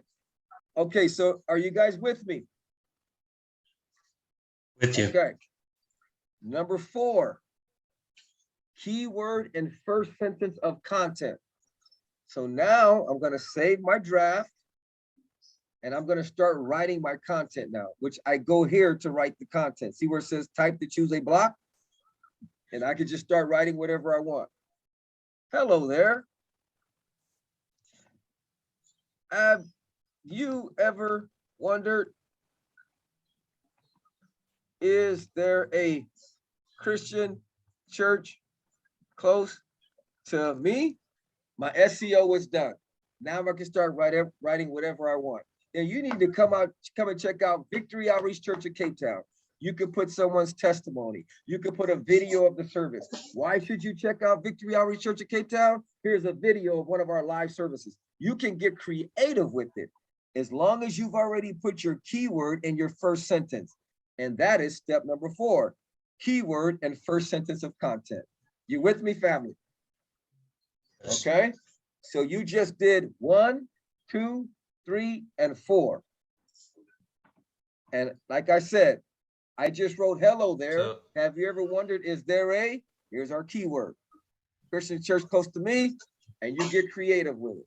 Talk about your church. Talk about how God's moving. What would attract me to want to come to your church? And then at the end, you can say, and also to check out our live feed every Sunday at 10 o'clock, click right here. Because people are going to see it, because Google's already telling you, people are searching for that. Christian church close to me. There's 64 people a month. You see? And that's just one blog. So they're going to start clicking it. And if you had a link to your church, you start getting people coming to your church because they read your blog. Okay. Any So your questions? keyword is your draw card. No, there you go. That's Your your keyword target is your audience. draw card, and once you have the people drawn to the keyword, you can then start to type your content, or you can then people will read your content because they've already been drawn to the keyword. There you Is that go. how it works? There you go. Amen. There you go. And then what you want to do is you want them to take an action. So now when I read your blog, I don't want to just read your blog, give them something to do. And we'll talk about that more next week. Sign up for an email list. Check out our live webcast. You want to get some information from them because now you're going to connect with them. Okay, but we'll talk about that more in the next time. Even for your business, say I make suits, all right? And my keyword is where to buy a cool suit near me, right? And then I say, hey, if you want my latest suit or you want me to design a suit for you, click this link. And then it gives me a contact form. I get their size, I get this, and I make the suit for them. I mean, that's just an example, but you can do it for your business. You can do it for your church, your ministry, whatever your niche is. Maybe you do exercise. You have an exercise group. How to get fit in 2022. We do keyword research. We find out there's 200 people typing that a month. I write a blog on it. And then I get people coming to my website. And if you want to join my live Get Fit class every Thursday on Zoom, here's the link. So now you got people coming to your Get Fit class because they read your blog. You could do it for your Bible study. Man, I get a little excited. You could do it for the recovery home. You with me? Amen. Okay. All right. So that's step number 4. Number 5, keyword and image alt tag. What is that? Okay. When you write a blog, now I'm just going to put anything. Okay, you guys, let me see. Victory Outreach Port Elizabeth said this is Marcos's blog. I know it's a new name now. Victory Outreach Port Elizabeth is a church that is on fire. Okay, now say I'm writing and I wrote it out. So for the sake of time, I'm just gonna get this and I'm gonna copy and paste it, okay? I don't want to bore you writing a whole blog. So let's just paste it like I wrote a blog. Okay, so let me just paste this sentence. Okay, boom. And I'm gonna paste it. Say I just wrote, boom, okay, then I wrote another paragraph. Let's see here, boom. I wrote some more stuff, and then I wrote again, boom, boom, and then I wrote some more. Okay, so there's my blog. Now, let's see how my blog looks. Let's go refresh our page. Let me see, oh, I haven't published it yet. Let me go ahead and publish it. Okay, so now I'm gonna go back to our blog and I'm gonna hit refresh. There it is, Christian church close to me. Here's our blog. Boom, right there. Okay, written by Marco. Now, the next step is you want to put an image in your blog. Okay, that's good for Google. Google likes images. They don't read images, but they like images. So I'm going to show you how to get Google to read your image. Okay, so let's just say I came down here and we got a picture of our church service. Everybody's raising their hands. I'm just going to use any image. Okay, and I have that video that teaches you how to build a website and a blog, teaches you how to do what I'm showing you now step by step. Okay, so I might not get into details of how to do all this. I just want to show you SEO for now. I don't want to show you how to design a blog and do all that because that will take a lot of time. Okay, but I do have courses for you on that, like those links I gave you. What I'm going through now, it goes through it in detail and it's free. Okay, all right, so the way you add an image is you hit the plus and you go to image and I click upload. So I'm just gonna go get an image from my hard drive. I'm just gonna use anything for now. Let's just take the Veti logo. Okay, let's just use that. But let's act like it's our church. You know, people are raising their hands. It's a picture of our church service. Okay, so I'm gonna hit update. Now, step number 5. I want to put the keyword in my image alt tag, in my image alt text. How do I do that? I'm going to click on the image. And then over here, you see something that says alt text. I'm just going to drop the keyword right there. So let me go ahead and paste it. I'm going to copy it and I'm going to paste it. I got to click the image first. This pops up. Done. Update. You just did step number 5. Step number 6, keyword in image alt text. All I got to do is click the image again, scroll down a little bit, click advanced, and it's going to say title attribute. I'm going to drop it right there. I'm going to hit update. Done with step number 6. You're done. You're halfway done optimizing your blog to rank in Google. Any questions?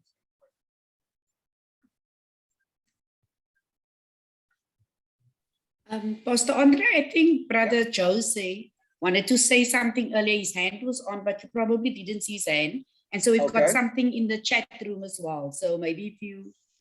Okay, let me see. Let's see.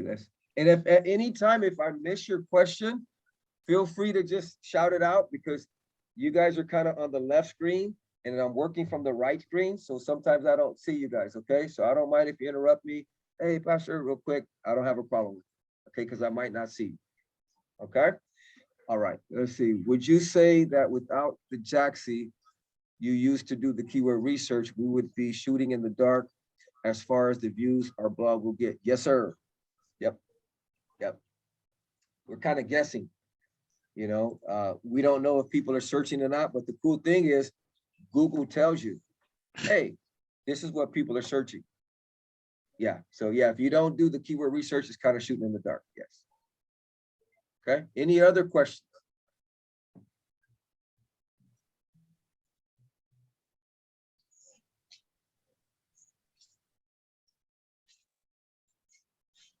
Pastor Andre? Yeah. I was just wondering, in terms of previous courses that I've done, there was a question that came up in my mind in terms of how, if once we have our key word that we want, we are actually perusing first other people's keywords. Don't you think that that would border somehow on plagiarism? Perhaps I'm just wondering, when I did research and writing, there was such a lot of interesting stuff that came up regarding what plagiarism is actually about. So I was just wondering, like, we're looking at other people's stuff, and then we're actually capturing their heading or their title or their theme to make it our own. So how, in terms of people saying that we laying claim on their topics or their themes and then making it out, was there ever cases? Yeah, no, situations it's a good like that? question. It's a good question. You can't copyright a keyword. It has to be intellectual property. So when I go to Google and I type in how to fix a car, I can't copyright that because then nobody else could type in how to fix a car. But if I teach you how to fix a car, I can copyright that because then it becomes intellectual property. So what we're doing is we're taking keywords that people are typing in that's open for everybody. Now the content you write, you don't want to go copy someone else's blog and put it on your website, then that's plagiarism. Okay? But if I write content, someone's testimony from my church, that's their testimony. If I take my pastor's notes and he did the studying, he did the writing, he gives me the green light, I'm free from plagiarism. But very good question. Good question. Okay? All right. Okay, family. So now we just did steps 1, 2, 3, 4, 5, and 6. You are halfway done. Let's go to step number 7. One internal link. What's that? So now what I want to do is, after I write this blog, I want to write another one. And then I want to link this blog to that one. Okay? So I would recommend you to write 2 blogs to start off with. Okay? Because then what I'm going to do is, when I write another blog, let's just do one real quick. I'll just update this one. And I'm just going to call my next blog my second blog. I'm not going to do any keyword research for it, just to give you the feel of it. Okay, so let's go to post, add new. And we're going to call this my second blog. Of course, we wouldn't use that, but it's just for the sake of the class. Okay, my second blog. And then I'm going to type these blogs that I write are pretty cool. Okay, that's my content. So now I'm going to take that and I'm going to copy it, and I'm just going to paste it like I wrote something. Boom, boom, boom, boom, boom, boom, boom, boom, boom. Okay, so now I got my second blog. I'm going to click publish. Now what you want to do is you want to go to your first blog, okay, and you go to edit to get to the blog. Right here, here's our first blog. Then you go to edit. I want to link something in this blog to another blog. And I'm going to link it to the second one I wrote. So say I wrote it here somewhere. If you liked this blog, check out the one I wrote on, say, radical evangelism, whatever. Okay, just making up something. And like I said, it goes for your business, it goes for your niche, it goes for your life group. Maybe you wrote something about your business and you say, hey, to check out my other video on how to do makeup for your eyes. We did makeup for your cheeks today. I wrote another blog about your eyes. Or to learn how to, if you want to learn about our church service, we had, this blog I'm writing about a testimony. I also have another blog where we have a testimony of a young man that was in gangsterism. So now say this blog is about someone who was involved in drug addiction. And then you say, in my first blog, I wrote about someone who was involved in gangsterism. To check that out, click here. So you want to put a link in this blog to the next one. Okay, so I'm going to say, if you like this blog, check out the one I wrote on radical evangelism. Then what I do is I go to the blog I wrote and I link to it. So let me show you how to do that. So I'm going to click update here. This is the blog we're working on. I'm going to go to our second blog. Okay, this is my second blog. And then I need to make sure it's published. And then I'm going to go to preview right here. And then I'm going to click preview a new tab. Okay. And then what I'm going to do is I'm going to come here and take out that right there. I'm going to take out the end of it. Now, to make it simple on how you would do it, instead of, let me just make it simple for you because that's kind of complicated what I just did. I'm going to show you. You go to your second blog and you click view. And I'm going to right click and I'm going to click open a new tab. It just opened my blog. That's my second one. If I go to the top right here, it gives me the URL. I'm going to copy it. Okay. Then I'm going to go back to the blog I'm writing, first one. And I'm going to link this blog to this blog, the second one. The way I do it is I highlight the word radical evangelism. I'm going to highlight it. I'm going to click this little link here, and I'm going to post my second blog's link right there, and I'm going to click enter. I'm going to click update. You have just added an internal link. I know I'm not getting into a lot of details on this. Like I said, this is all broken down in the classes that I have in the resources because it could get a little technical, but that's not what we're covering today. The SEO is what we're covering. So an internal link is a link that links to another page on your website or another blog. Of your own though. Okay, it has to be your own website. Is there any questions? Okay, good. Yes, yes, Okay, Pastor. When you're go for busy it. with the first blog, right?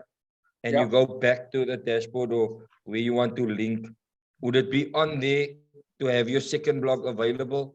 To have access to it? Because I see you got a lot of tabs open here, Pastor. Does it Yeah. on top? Because what you could do, Ro, is this. Okay, let me close this tab. Let me close that tab. Let me close that tab. And I'm going to close the blog. I'm going to keep the keyword research tool open. Oh, And this okay, tab Pastor. is the presentation I'm doing. Okay. Okay. Right now we're on our blog. So I'm going to go to your dashboard where you guys signed in at the beginning of the class. Yes. That's your dashboard. Okay. And this is the page you probably landed on. It looked like this. To Okay. get to your blogs, you click post right here. Yes. So blogs are also known as posts. And now it's going to give me all the blogs I wrote. Okay. To get to the one I'm working on, you just go to edit. You click it. Okay. Okay. And now I'm at my blog. Now, Okay. to get to the second one, I go back to the dashboard and I click view. Now, if I want to edit it, I'll click edit. But if I want to link it, I'm going to click view because when I click view, it's going to give me the link, the URL link. Yes. I'm going to copy that. Yes. Go back to my dashboard by clicking this W. Okay, go back to post.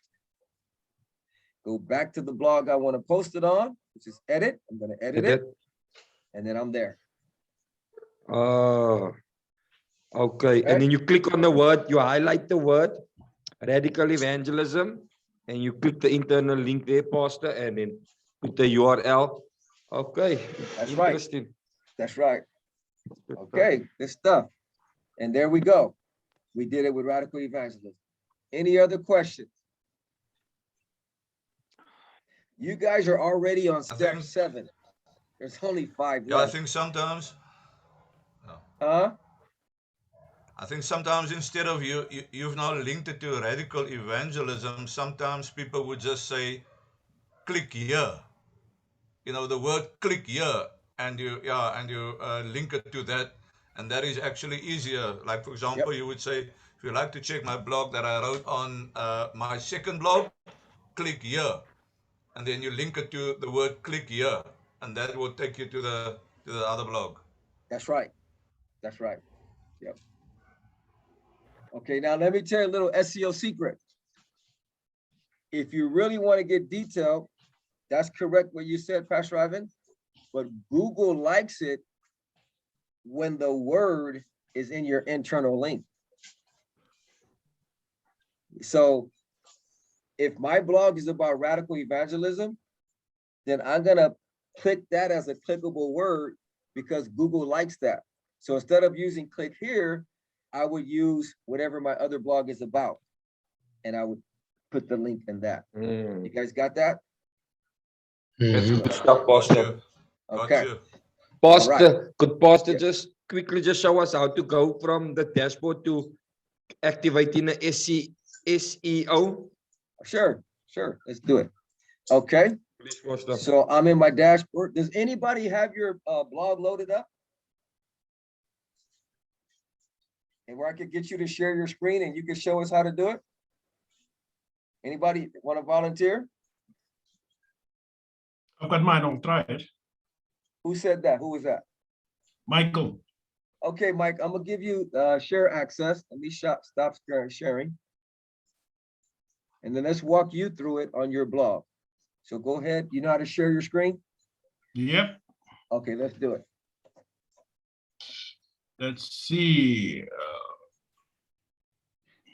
And then we'll take another break after this, you guys. We try to take a break at the beginning of every hour. This is my blog. Yeah, there you go.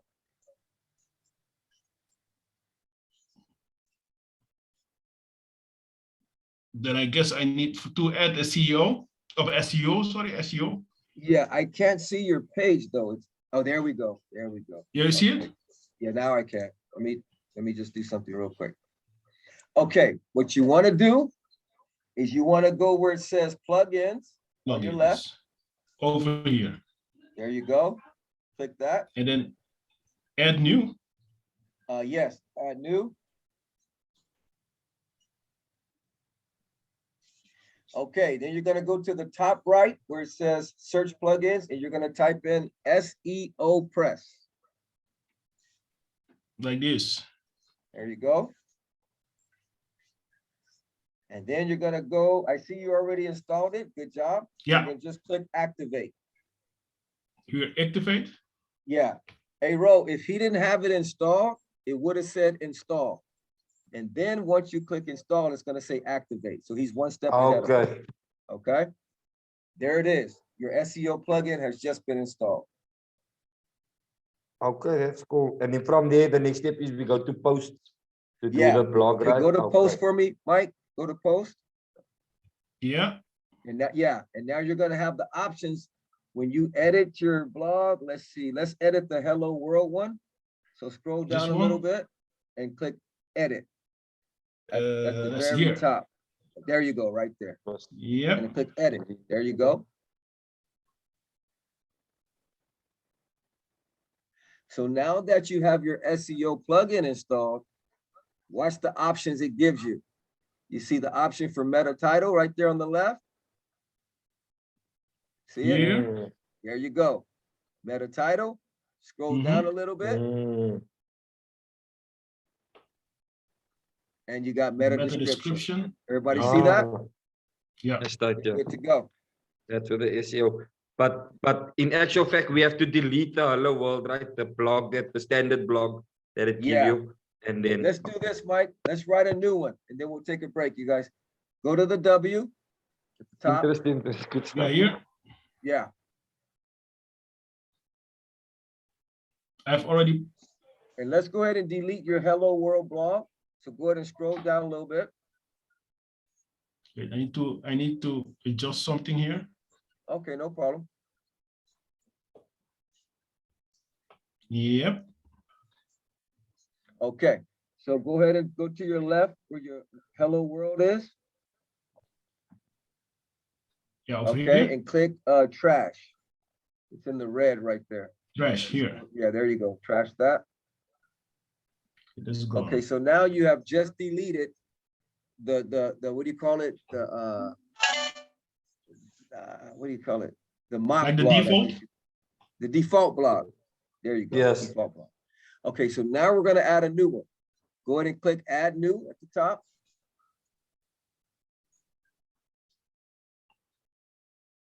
Now, I want a student to give me a keyword that we can optimize this blog for, and I'll do the keyword research for you. What topic do you guys want to go for?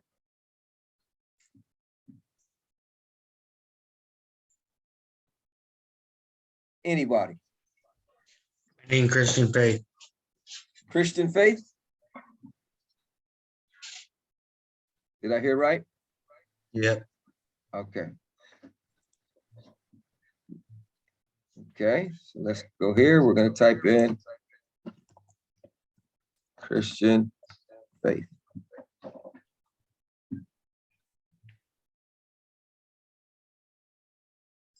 $3,000. True Christian faith, 24. Christian faith stories, Christian faithfulness, the Christian faith. Okay, I would probably go with true Christian faith. It gets searched 24 times and the SEO is 95. So that means that's a good keyword. Okay. So now to optimize your blog, there you go. You got it. Michael's on the road. There you go. That's how you do it. Okay, and then I need to You just hit update it. save draft, the top right. Here, yeah. Yep. And you're good to go. And then you do, are you looking, like say your meta title, you want it to be attractive. Remember how I showed you it shows up in Google? So if you're typing in Christian faith, what would attract you? Hey, are you looking for the true Christian faith? Have you ever wondered what is the true Christian faith? So that's going to attract me in Google. So that could be your meta title. You guys with me? Amen. How you doing? Like this. There you go. Come on, Mike, you on a roll. There you go. That's it. You are. And then we need to save this one again. Huh? We need to save this one again. Yeah, you can save it. You are doing what's called SEO. You're on another level. All right, family. Any questions before we come back and finish steps 8, 9, 10, 11, and 12? No, I've got just a small remark. Okay. It is, I guess I'm the only one, but I'd like you to know that I'm from Europe. Okay. Just that. I'm from Europe, not the States, not South Africa, but from Europe. Oh, okay, good stuff. What part of Europe you from? I'm from the Netherlands. Nice. Good stuff. Welcome, Man. Mike. Good stuff. All right, family. So you are learning SEO, and remember, it works for your church, works for your ministry, works for your recovery home, works for your business. It works for whatever niche that you have a passion for. It works. Hey, Pastor, real quick, can I ask a question? Okay. My name is Carlos. Okay. So that download that you have that comes up with the different topics, do we have to have that, or can we just come up with our own topics in our head and then just put it on there and then see where it takes us? Or do we have to have a program? Are you talking about, let me see, let me share my screen real quick, just to make sure we're on the same page here. 1 second. Let's see, where's, let's see here. Okay. Can you guys see my screen? Yes, we can. Okay, are you talking about this tool here? No, I'm talking about the one that you paid for. Uh-huh. That tells you the percentage of the different keywords and all that. Okay, let me see. Let me load that up. Let me load it up. 1 second. I think this is what you, let's see. I think this is that one. Yeah. So the keyword research tool. Yeah, what I would say, Carlos, is I would say it's a must to have a keyword research tool, because it takes a lot of guessing out of the game. Because now this is telling you for sure, like it is telling you, if you write a blog on this, people are going to visit it. But if we just kind of maybe go with what we feel like, man, this is a cool topic, they might not be searching it. So you're going to do all this writing, you're going to do a lot of blogs, but then maybe 5 people might view it. But what this tool does, it says you're guaranteed to get 24 people that are going to search it a month. Okay. And let me tell Okay. you this too, family. This goes with YouTube videos because Google owns YouTube, right? So if you even optimize your videos for keywords, I know a lot of times we like to put powerful church service, Sunday morning celebration service, you know, and there's nothing wrong with that. That's what we call it. It's a celebration service. But to get people to view your YouTube video, you might want to do some research and then title your video that, and then people will see it. But Good, you Pastor. can't That's know good. unless you have this tool. All right. So, Pastor, so where is this found again? I'm sorry. Okay. This tool is at wealthyaffiliate.com. That's the online university. And if you sign up, it gives you all kinds of stuff. If you want a free trial and you don't want to pay for Wealthy Affiliate, then you go to jaxi.com. Let me write it down for you so you guys can see it. Does Google itself have one? Do you know? Yes. Yes. It's called Google Keyword Planner. But real quick, let me just show you guys the URL for Jaxi. You can see it right there on my screen. Boom. Jaxi.com. Okay. But Google does have one and it's for free. But it doesn't give you as much details as this. It's called Google Keyword Planner. You can search it in Google and Google will say, hey, this keyword is searched this many times. But see, the cool thing about this, which I didn't really get into detail, but let me just show you guys really quick, then we'll take a break. See these other numbers right here? Okay, the first column is the average number of searches.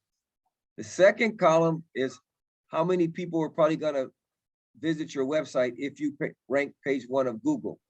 So from 40 searches, you'll probably get 7 visits. But the next column is pretty powerful, which Google Keyword Planner doesn't tell you. This 132 right here tells you the number of websites that are competing for that exact keyword. So there's already 132 websites that are ranking for Christian faithfulness. Google's keyword doesn't tell you that. Also, this tells you if it's a good keyword to try to rank for. 89 is a decent score. But I would probably go for even this keyword. I probably wouldn't mess with if I'm a new blog because there's already 134 websites optimized for that word. I would try to go for one that's a little lower. So I would keep searching because keyword research takes a while. It's not going to happen in 5 minutes. But then when you find a good word, you want to find something that's under 100 when you're barely starting off. Now, as you gain traction, then you could get higher. But the keyword planner won't tell you that. Okay. All right. Yeah, I think it keeps on linking because I've looked for it because everything that we do is just through Google. So I was trying to find something, but it kept on leading me to like Google ads and stuff like that. Yeah. And so, but for the key search, that's better. That's a better way to go. And then you said how much a month you pay for that though, Pastor? I pay, it's about, I think it's between $30 and $45. I got a real good deal because they had a Black Friday special. So I just got a really good deal. But if you don't get the Black Friday special, I think it's like $39 a month, give or take a few dollars. But that $39 gives you a grip of stuff. It gives you a keyword planner, gives you a live webinar every Friday with a guy named Jay, who's an SEO expert. So I learned a lot of this stuff from his website, from his webinars.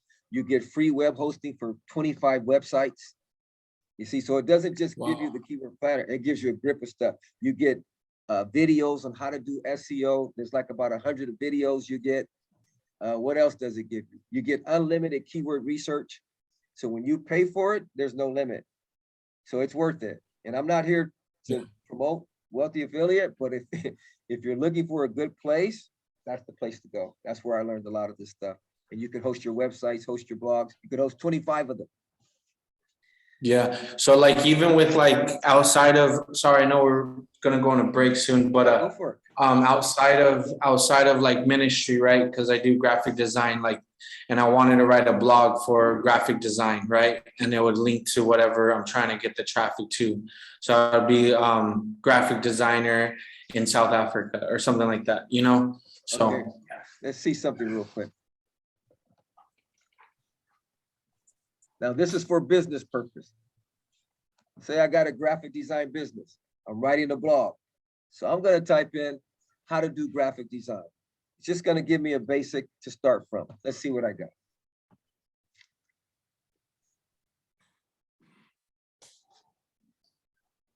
Okay, there's 313 people a month wanting to know how to do graphic design. Let's see the competition. Oh man, you're a winner. 92. So you have a graphic design business. You write a blog on how to do graphic design. Then you put a YouTube video of you doing graphic design. Oh, y'all don't hear me. And then you say, if you want to contact me for a flyer, email me. Now you're making flyers because I saw your blog. Are you guys hearing me? Amen. So not only does it work for church, not only does it work for free recovery homes, for your church service, for any business. Okay, but you say, Pastor Ray, I don't like to write. I got you. Have somebody who likes to write for you. Hey, I did a flyer for your church. Can you just write a quick testimony and how blessed you were with the flyer? I'll post it in my blog. Come on, somebody. You see? Check this out, Marco. Look, how to make graphic design. So now you got your second blog. Let's see what's happening there. Okay, that's a kind of stiff competition, not too good. 86, there's already 200 websites ranked for that. How to do graphic design on a t-shirt. Ooh, that's fire. Now you can sell t-shirts in your blog. There's only, let me see, where did I go? Where did it go? How to do graphic design on t-shirts. Okay, let's click that. Let me just check something real quick. You got me excited over here. There you go. To 93. Okay, so imagine you write a blog, how to do graphic design on t-shirts, and then you show some of the t-shirts that you've done. I'm a business or I'm a church and I need a t-shirt. I come across your blog, I order from you, and you can send them the design digitally, a PNG format, and that's from around the world, family. Hear me out. This is just not local. This is worldwide. Amen. This is not just in my city. You're getting people worldwide. So if I have a graphic design business, I can get people from the UK. I can get people from South Africa. I can get people from the United States because it's all done digitally. Now, of course, for your church, here's the key. Remember, we're going through the roof. You say, but Pastor Dre, if I write a blog, how is someone from the UK going to come to my church in California? Or how is someone from California going to come to my church in South Africa? That's why you have an online service. Okay. See? Okay. Go through the roof. And I would dare to say this, if you don't have an online service, how can I say it nicely? Get one. Let me just do it like that. That's nice, like I said. Okay. If your church is not online, Pastor Dre? Yes. Yeah. Okay. In this particular instance, the competition is 100. Am I correct? Yes. So what does he need to do to move up to the first or second position? Man, I'm glad you asked, Pastor Ivan. You guys okay? You guys still with me? 10 more minutes before we go on break. Everybody good? Yeah, I'm good. Wave at me. Yeah. Yeah. Okay. Come on. Pastor Ivan, those 12 steps I showed you, or well, we're on 8 right now, but the 12 steps I'm gonna show you is the difference maker. That's gonna get your blog to rank on Google. See, a lot of people are not doing SEO. They're just putting cool topics. You with me? Is that in blog terms? Is that called optimization? Optimizing your blog? Come on, bro. You deep. Okay. You deep. Yes. Yes. Yeah, that's right. Okay, Pastor Ivan. So to answer your question, when you guys optimize your blogs, it's gonna get you up there in Google and probably on page 1. Now, this is for graphic design. Like I said, it works for your, say you're the recovery home director, or you're a life group leader, or you're pastoring a church, or you're over the website of your church. Please get an online service, and don't let not having the equipment stop you. You can broadcast with a nice iPhone. The quality's good. Make sure your sound is good. People are doing it. And I'm not saying broadcast, unquality service. I'm not saying that, but it doesn't take a lot to give a quality service. You probably have everything in your hand for a quality service. I mean, the iPhones now are HD. Am I right about it? So this is what you do. I came prepared for you guys. See this right here? This is a tripod. I don't know if you can see it because I'm on my I got my background thing going on. You just put your phone on there. Now you got a camera. Like you're in a movie theater. People are making movies with iPhones. So it doesn't take a lot. Okay? So then you just broadcast your service.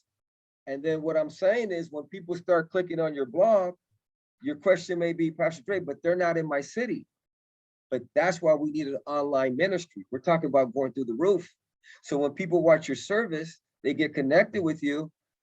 And then another thing I'm going to teach you about is people, once they start joining your online service, they can even give online. So you got people that might not ever come into your building that could be a member of your church. This is 2022, baby Bubba. This is going through the roof. That's good. That's good, Pastor. You guys with me? Amen. Okay. Any other questions? So Marco, there you go. Check this out. Graphic design t-shirt men. Graphic design t-shirts online. So right now you got 5 blogs that you could write, Marco, if you have a graphic. And check this one out. There's only 8 people that are competing for graphic design t-shirts online. Only 8 people. So if he writes a blog on that and he optimizes it, he'll probably rank on Google and page 1 probably in a month. And it usually takes 3 months. So don't get discouraged if you start writing blogs and you type in your keyword and your blog doesn't show up. It takes about 3 months. Doing SEO is like planting a garden. You're not going to see the seed overnight, but you keep watering it. You keep writing blogs. Once you bear fruit, you're good to go. Because then you got seed in that fruit. When you plant that Pastor seed, Dre, you got a big garden. Pastor Dre, do Pastor Dre have any SEOs on Google that if you type up, it will come out of blogs maybe you did or stuff you did? Yeah, I have a few. I can show you one. Let me show you guys one. Yes. If you go to Google, right? I did one for our church, free recovery home. Let's see what shows up. What's that right there? Who's on page 1 of Google for free recovery home? Yeah. Can somebody tell me what that says? Victory Outreach Free Recovery Home. What's the number? 021 691. You know how many messages I get, bro? And you could testify. I send Mike messages on a daily basis. Testify to that, yeah. Am I right about it? Definitely, Pastor. Sure. That's good stuff. So we number 1 on Google for that. Sure. People pay a lot of money for this. Do SEO. And they make it sound complicated and they want you to pay them to do it for you. Their job is to make it sound complicated, so you have to pay them. It's not as hard as people make it sound. You've seen those guys, right? I've made millions. I was broke. Now I got a Lamborghini and a Range Rover. And if you want to find out how I made all this money, buy my class. It works. It does work. And they are selling the class. But you can find out what they did for free. Or you might be able to take a class on it. And let me just share this with you guys, and then we'll take a break. The reason I learned all this was before the pandemic, right? I was over a certain ministry, and then we turned it over to another team that took that ministry. So then I said, okay, what am I going to do now that I'm not overseeing that ministry? And I really felt the Lord put upon my heart, learn how to build the church online, learn how to build. I go, I don't want to do that. I'm not really interested in that. And it just kept coming to me, like, learn how to build the church online. So I started in April of 2019. I started learning. I joined Wealthy Affiliate.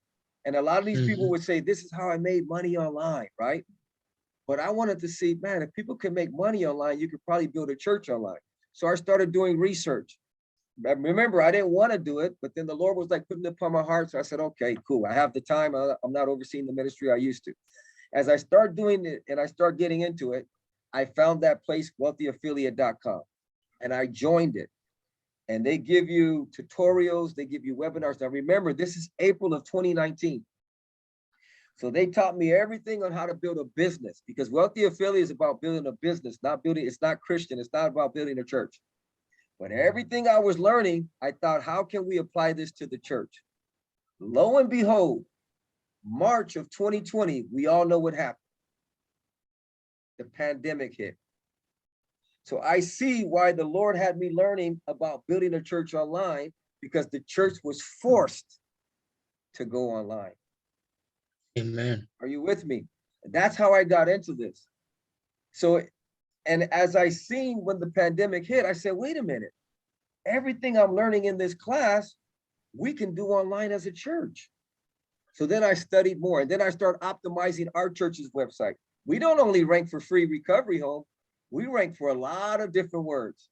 We rank for free rehab center. So I started applying it to the church, and then it started working. People started coming into our home saying, hey, we saw you on Google. People coming to our church saying, hey, we searched you on Google. I can show you some statistics right now that'll blow you out the water, but I'm not gonna, should I not? Okay, let me just show you this. What does this say right here? Can you guys see that? 4,000 views. 4,000 a month. That's A good. month. Churches aren't doing it. And it's wide open, you guys. If you got a burden for the lost, a compassion for the gang member, the drug addict, the hurting family, they're searching Google for help. They're searching. And we got the answer. We've been anointed to impact their inner cities with the gospel of Jesus Christ. So that's who our blogs could target. Man. If you want to be evangelistic, you can be evangelistic with your blog. Put your testimony on a video. Put somebody else's testimony on blog format. Start bombarding the web with testimonies and blogs, and people are searching for hope. I got proof right here. This is not my numbers. It says your business on Google. I can't make Google put that up there. I got proof of people that are in our home right now. Are you guys hearing me? People are searching Google, and we got the anointing. But I think if we're not careful, we'll keep trying to go through the door. Let's go through the roof. Let's go through the roof. And I know it's a lot of what do you call it? Like big words, you know, a lot of what's SEO. I was like that at the beginning. I was like, man, why am I even learning this? Like I told you, I didn't really want to learn it. But as I start seeing how our church could capitalize from it, I was like, wow, this is amazing. You know, and I know it's a lot of details, but going through the roof is work. It would have been a lot easier just to go turn the door handle, but it was closed. So now they had, check it out, you guys. They had a man they had to put on the roof. Now they had to think about, how are we going to get this guy on the roof? Once they got him on the roof, they had to think, now how are we going to lower him down? Nah, forget it. Let's just wait till it goes back to normal. Oops. Have you heard that saying lately? Oh, let's just wait till it goes back to normal. Then we'll go evangelize and do this. Let's just wait till the door opens. We'll just sit in front of the door. No, these men said, we're going through the roof. It was more work. They probably got their Gucci turbans dirty. Come on, somebody. They had to climb up the roof. They had to get this guy up the roof. Then they had to let him down. I know SEO is work. I know it might be something we're not used to, but there's a paralytic waiting on the other side. Can we give the Lord a good praise on that? Amen. All Hallelujah. right, family, let's go ahead and take, we're gonna take a shorter break this time. Because it seems like you guys are feeling it. So it's 8:37. Let's come back at 8:45. We'll take an 8-minute break. Okay, we'll see you guys in a few.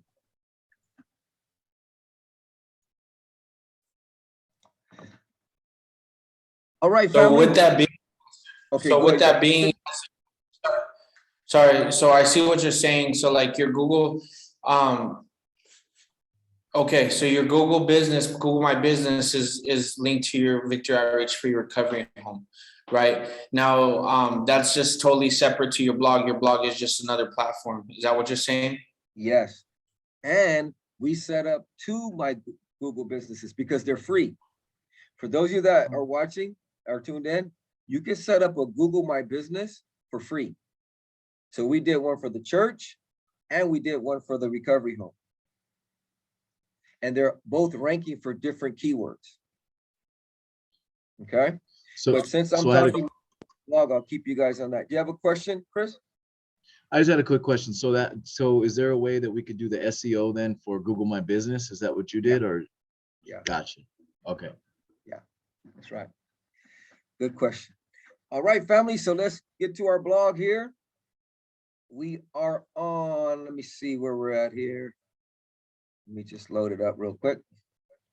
Stop that share there. And we're gonna go here. Boom. Okay. Let me put this over here. Let me just get situated real quick.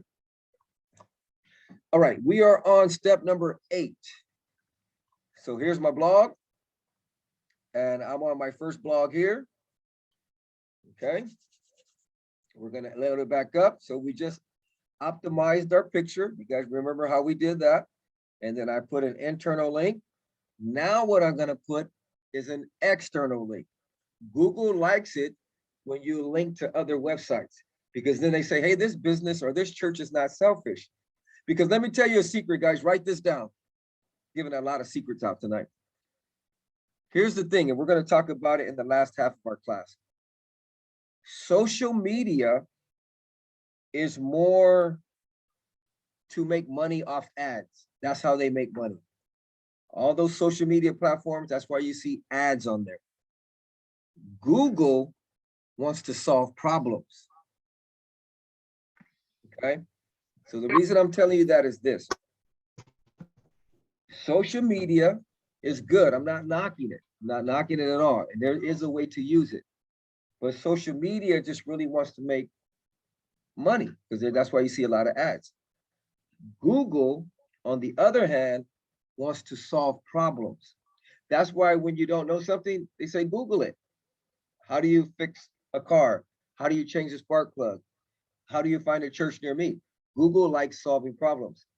If your website and your blog solves problems, Google will rank you. Social media, they're not trying to solve problems.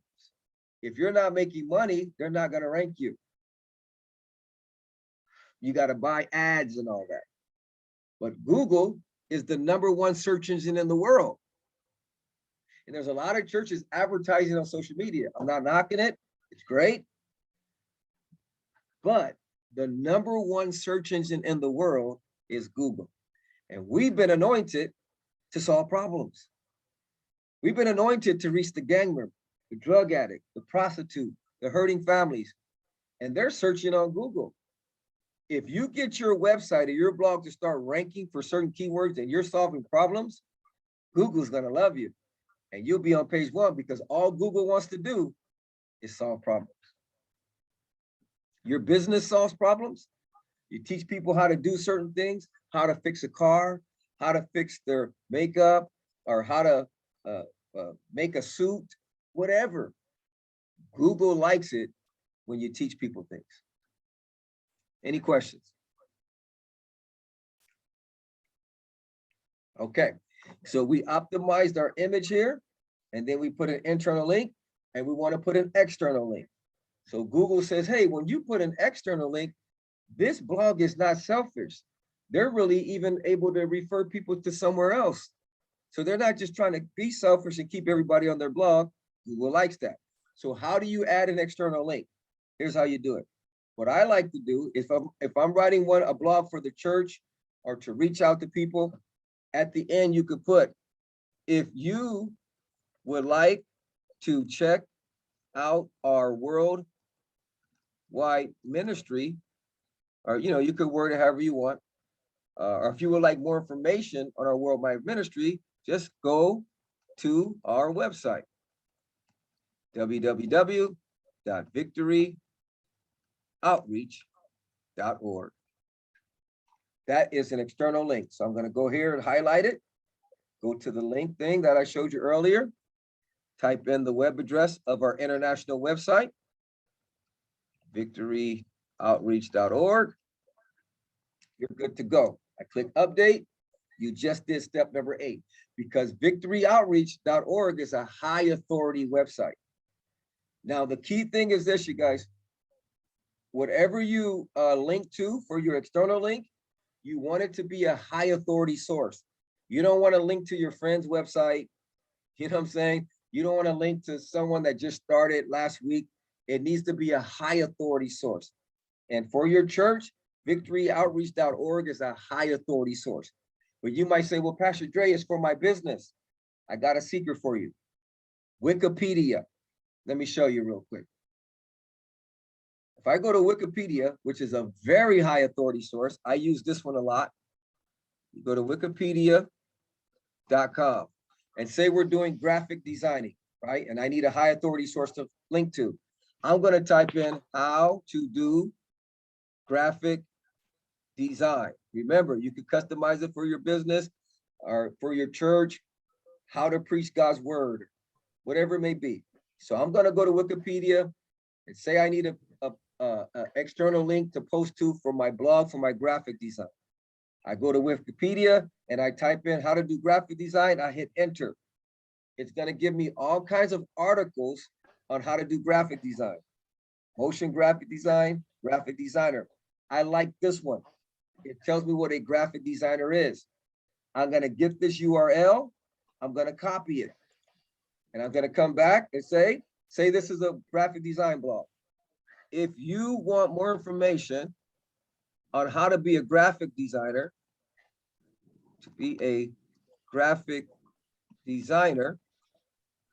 click here. And then I just put the click here highlight. I put the Wikipedia link. I hit enter. Oh, let me do the whole word. Sorry about that. Do the whole word. Put the link there. You have just put a high authority source in your graphic blog. Pastor Dre, just a question. Okay. Previously, Pastor Ivan asked that question about the click here, and he said it's better to put the word out. Does that still apply?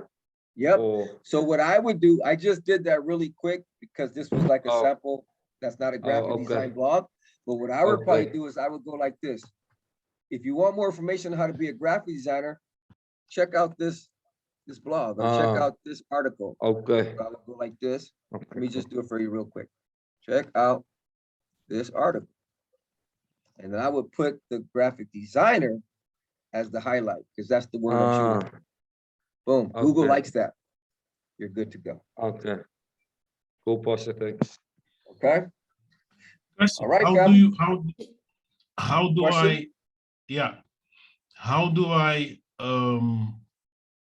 okay, going back to high authority link, like victoryoutreach.org.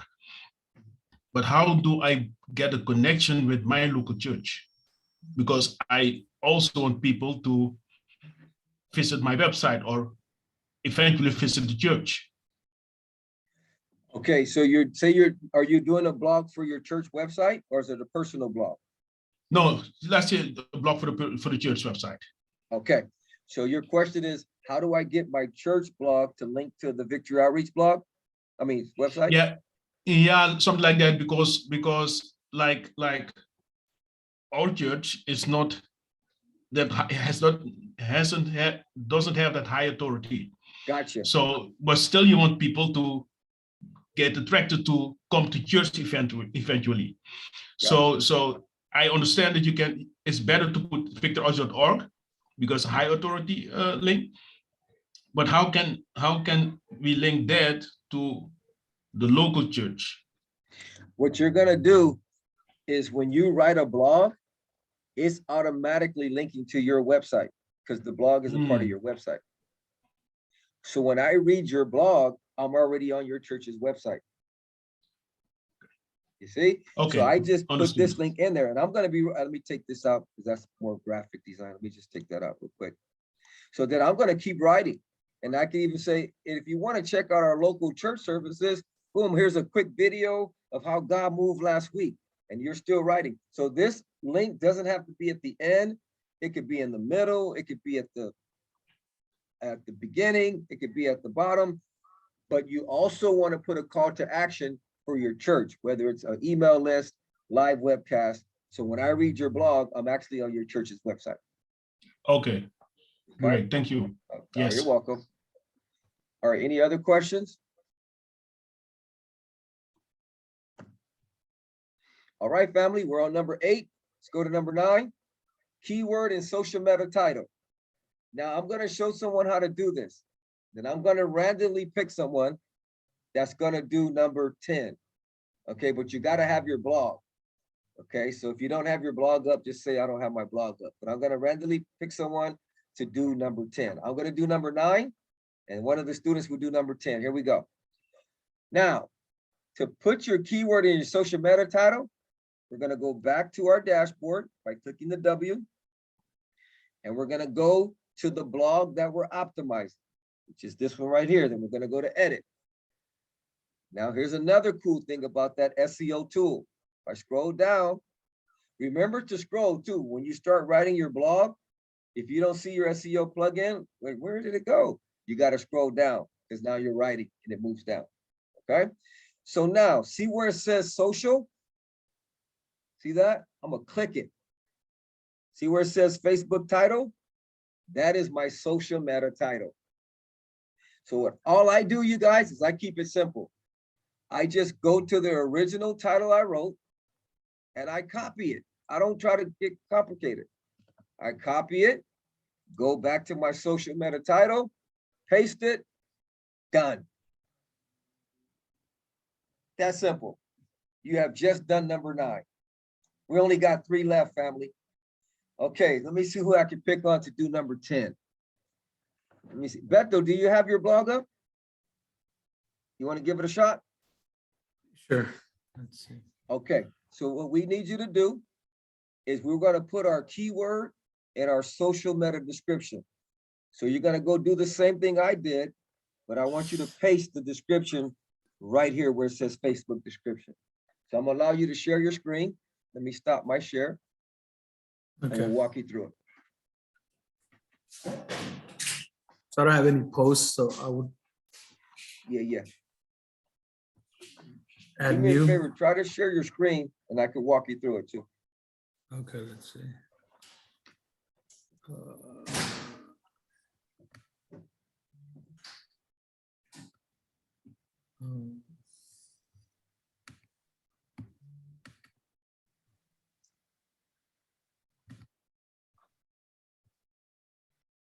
Where would I share my screen?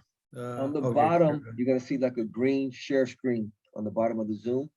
There you go. There you go. Okay. All right, cool. All right, so what I want you to do is, okay, go to your social, click on social. There you go. And then you're gonna scroll down to Facebook description, and then you just write this in there. I'll tell you what to write. You could say, let me put it in the chat for you, and then you could just paste it. Let me do that for you. Put it in the chat. You could just paste it. Let's do it like that. Okay. Grab what I put in the chat and then just paste it in the meta description.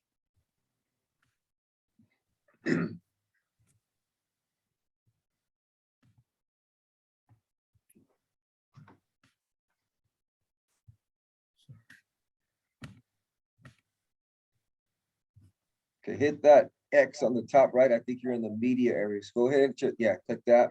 There you go. Now you're good.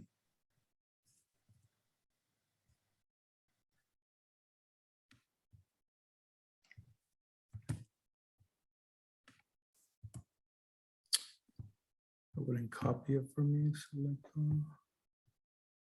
Do you know how to paste it? Is it just Control C for copy?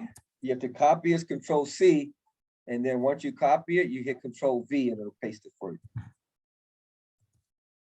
It's not doing it for me. Okay. Okay, there you go. You can just type it out if you want.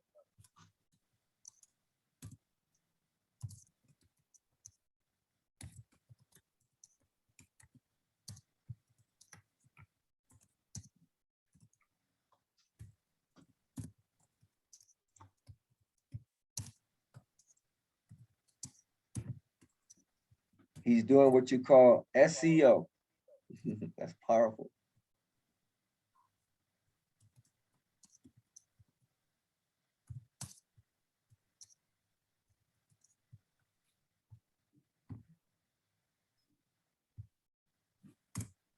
There you go. Okay. There you go. Perfect. And then you just click Save Draft at the top right.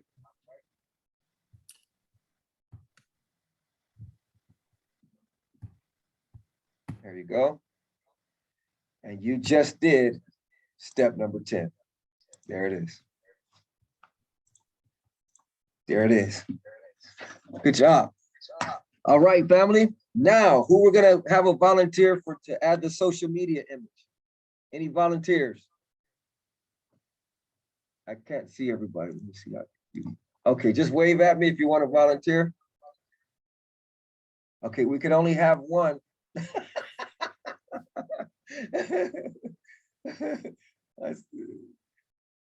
Beto says, Gil. Anybody?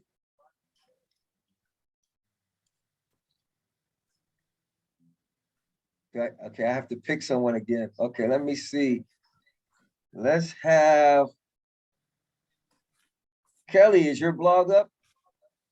I knew you were gonna call me. Let's do yours. I did know Boss was gonna call me.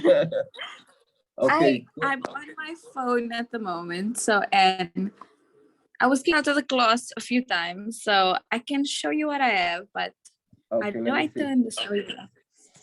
Oh no, this one. Yeah. Oh, nice. This is all that I Wow. tried while I was listening to you, but I'm Oh, here by you're the already Facebook designed the blog and feed, everything. Yeah. because I totally lost you, so I was trying to figure out like what to do on my end, but Yeah, I but that looks didn't get so far. cool. Okay, what you want to do is show Thank me you. the screen again. Show me that blog again. Okay. Okay. Are you able to click on the computer? Sorry, you guys. I'm Yes, gonna I can. my camera's here, but in order to see her, what she's doing, I have to look this way. Okay, show me your screen again, and then start talking. My You'll screen. show. Okay, there you go. Okay, go. What? Let me see. How can we do this here? Okay, click the W on the top left. Okay. Yeah, click that. Okay, there you go. Click where it says plug in. Yes. Okay. I'm sorry, not plug in. Click where it says post. All post. Okay. Yeah. All posts. There you go. Yeah, click that. Okay, now click that post and click edit.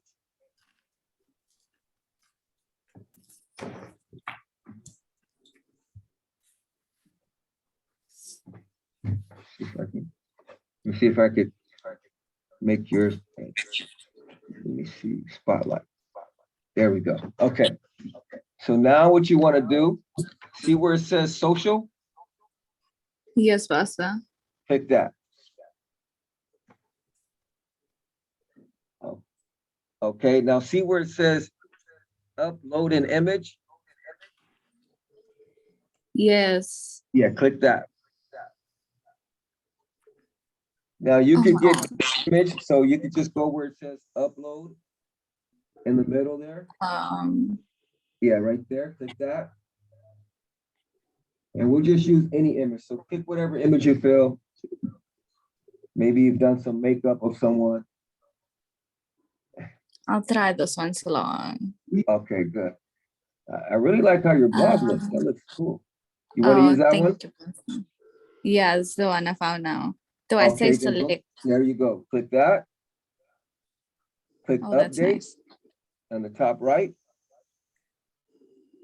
You just added a social image. Number 11. Okay, cool. Let me Yeah. view it. There you go. Okay, but is it supposed to show up? No. Yeah, what it does, if you go to, it's supposed to show up right there. Right there in that block. Is it giving you, let me see. Yeah, it's supposed to show up in that block right there. But here's the deal. What this image does, you guys, is if someone shares her blog link on social media, this image will appear. You see, so now she's choosing a social media image where if someone shares her blog, it's not going to have the little question mark where people don't have an image. It'll show this actual image. Now it says the file. What does that say there? The file what? File where? If you go a little bit at the top of the gray. Where, Pastor? Yeah, right there. Okay, right there. Go to the left.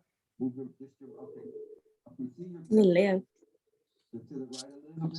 To the right. It looks like it says a file URL is not valid. Okay, that's so they gave you an error. That's why your picture's not showing up. Oh, okay, I see. Yeah, so something's not right. But if once you upload that image, it'll show up there. And let me show it to you on mine.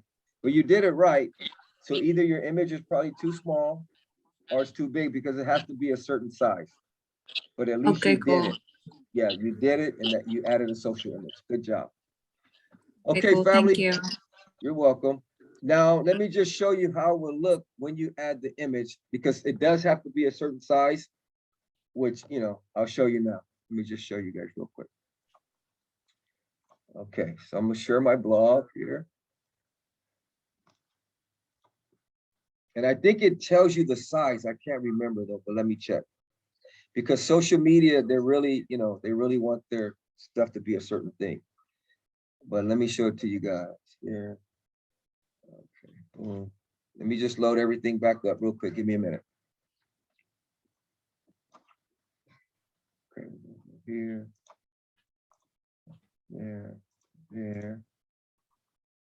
Okay, boom, close that. Okay, let me take you off spotlight.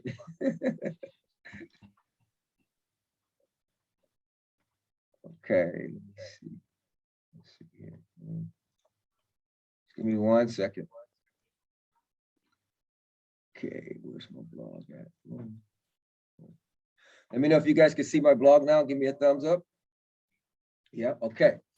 When I go to social, see how my image shows up? See it right there? That's how it will look. But if you notice here, it says, let me see if I can find it for you. Minimum size, I don't know if you can see it, it's really small, but it says minimum size is 200 by 200 pixels. So it has to be a certain size in order for it to show up. But like I said, Kelly, you just picked any image. We didn't try to put a certain size. My goal was just to get you to get the image in there. So when you have the image, you guys, it's gonna look like this. So if I go to Facebook, say I liked your blog, right?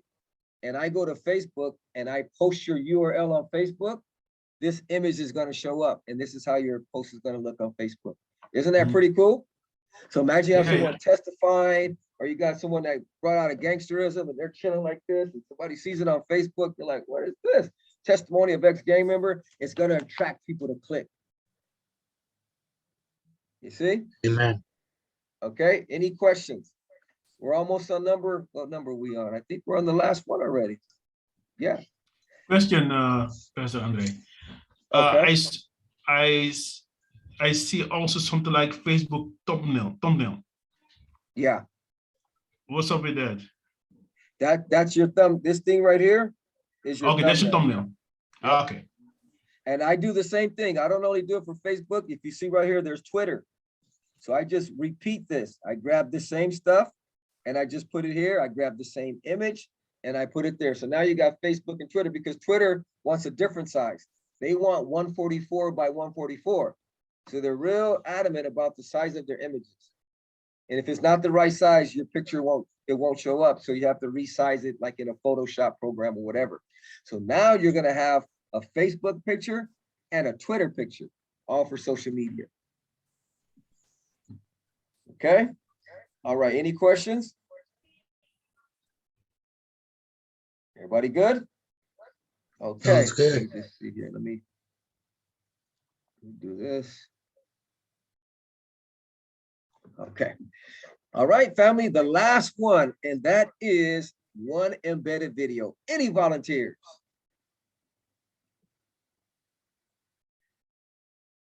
Or must I pick someone again? Okay, let's see. Let me see, who could we have? Boom, boom, boom. Robert, do you have your blog up?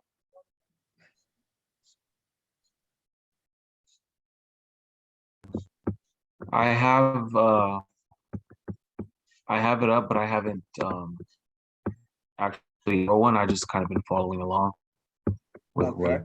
what you've been doing. Are you able to go to this page here? Yes. Okay. I'm let's try there to hit- now. I'm gonna go ahead and give you share rights.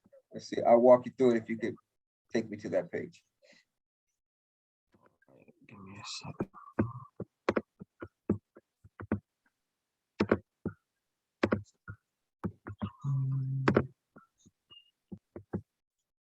All right, good stuff. Okay, so now what we want to do is we want to add one embedded video. And the way you're going to do that is you're going to go to click the W. And then you're going to go to post.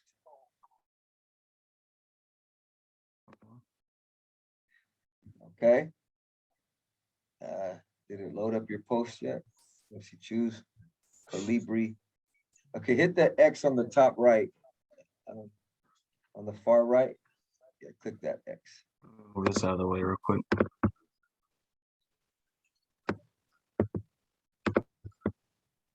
I see you're on the move. You added Calibri and everything. Yeah, I started messing with it a little bit, but I Yeah, didn't. yeah, I see. Nice. Okay, let's go to add new. Okay. And just for title, let's just put adding an image or adding a video. We'll just make up anything. Okay, now family, this is how you add a video. What you want to do is you click where it says type to choose a block. Just click right in there.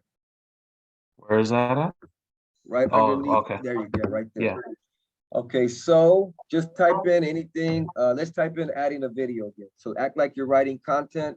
We'll just write adding a video. Okay, hit enter. Sorry, Pastor, is this like a different blog now? Is this another Yeah. blog?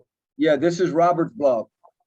No, man, like the first blog we worked on, in the second blog, and then the third blog. Is this a third blog? A I don't video, or is it remember. still on the same? Oh, okay. No. Right. No, well, actually, I started working on my blog. So now I'm having the students finish the other Oh, steps. okay. Okay, Pastor. Okay, got it. Okay, so now to add a video, you see that black plus on the right where your G is at? Click Yes. that black plus and type in the word video and search. Click YouTube. Now, what you can do is you can go to YouTube and get any video you want. Say it's your live webcast, a testimony that you uploaded it. So I don't know if you want to do it now, but you can actually go to YouTube, grab a video. Okay. Let's do it. Let's try it. Go ahead and go to YouTube. Okay. Let me try to move. Okay, there we go. The block, it was blocking my Yeah. And let's just click on let's see, right here, third wave, where it says third wave. third wave. Yeah, I think it was the revival or something. Okay, go to the top and search, type in Victory Outreach. Let's do that.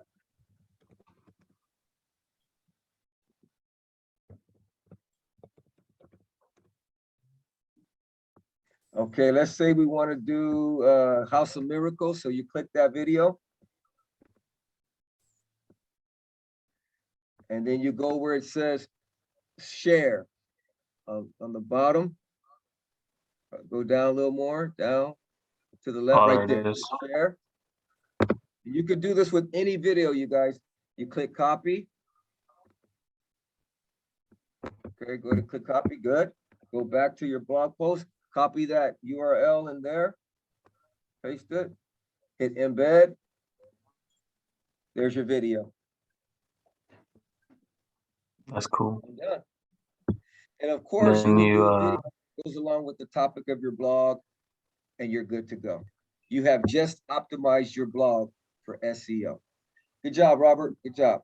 Any questions? Now, do family? you, real quick, do you put publish? You would hit Yeah, publish? click publish. Yeah, in order for it to save, you have to click publish. Okay, just to make sure. And if you want to view it, just click view post. Or you could go to preview at the top right. On the far right, click preview and then preview a new tab, and it'll show you your updates. There you go. You scroll down, you see your video. I see you added a theme and everything. You guys are on the move. Good job, man. Good stuff. Then you able to play straight from here, huh? Yeah. Yes, sir.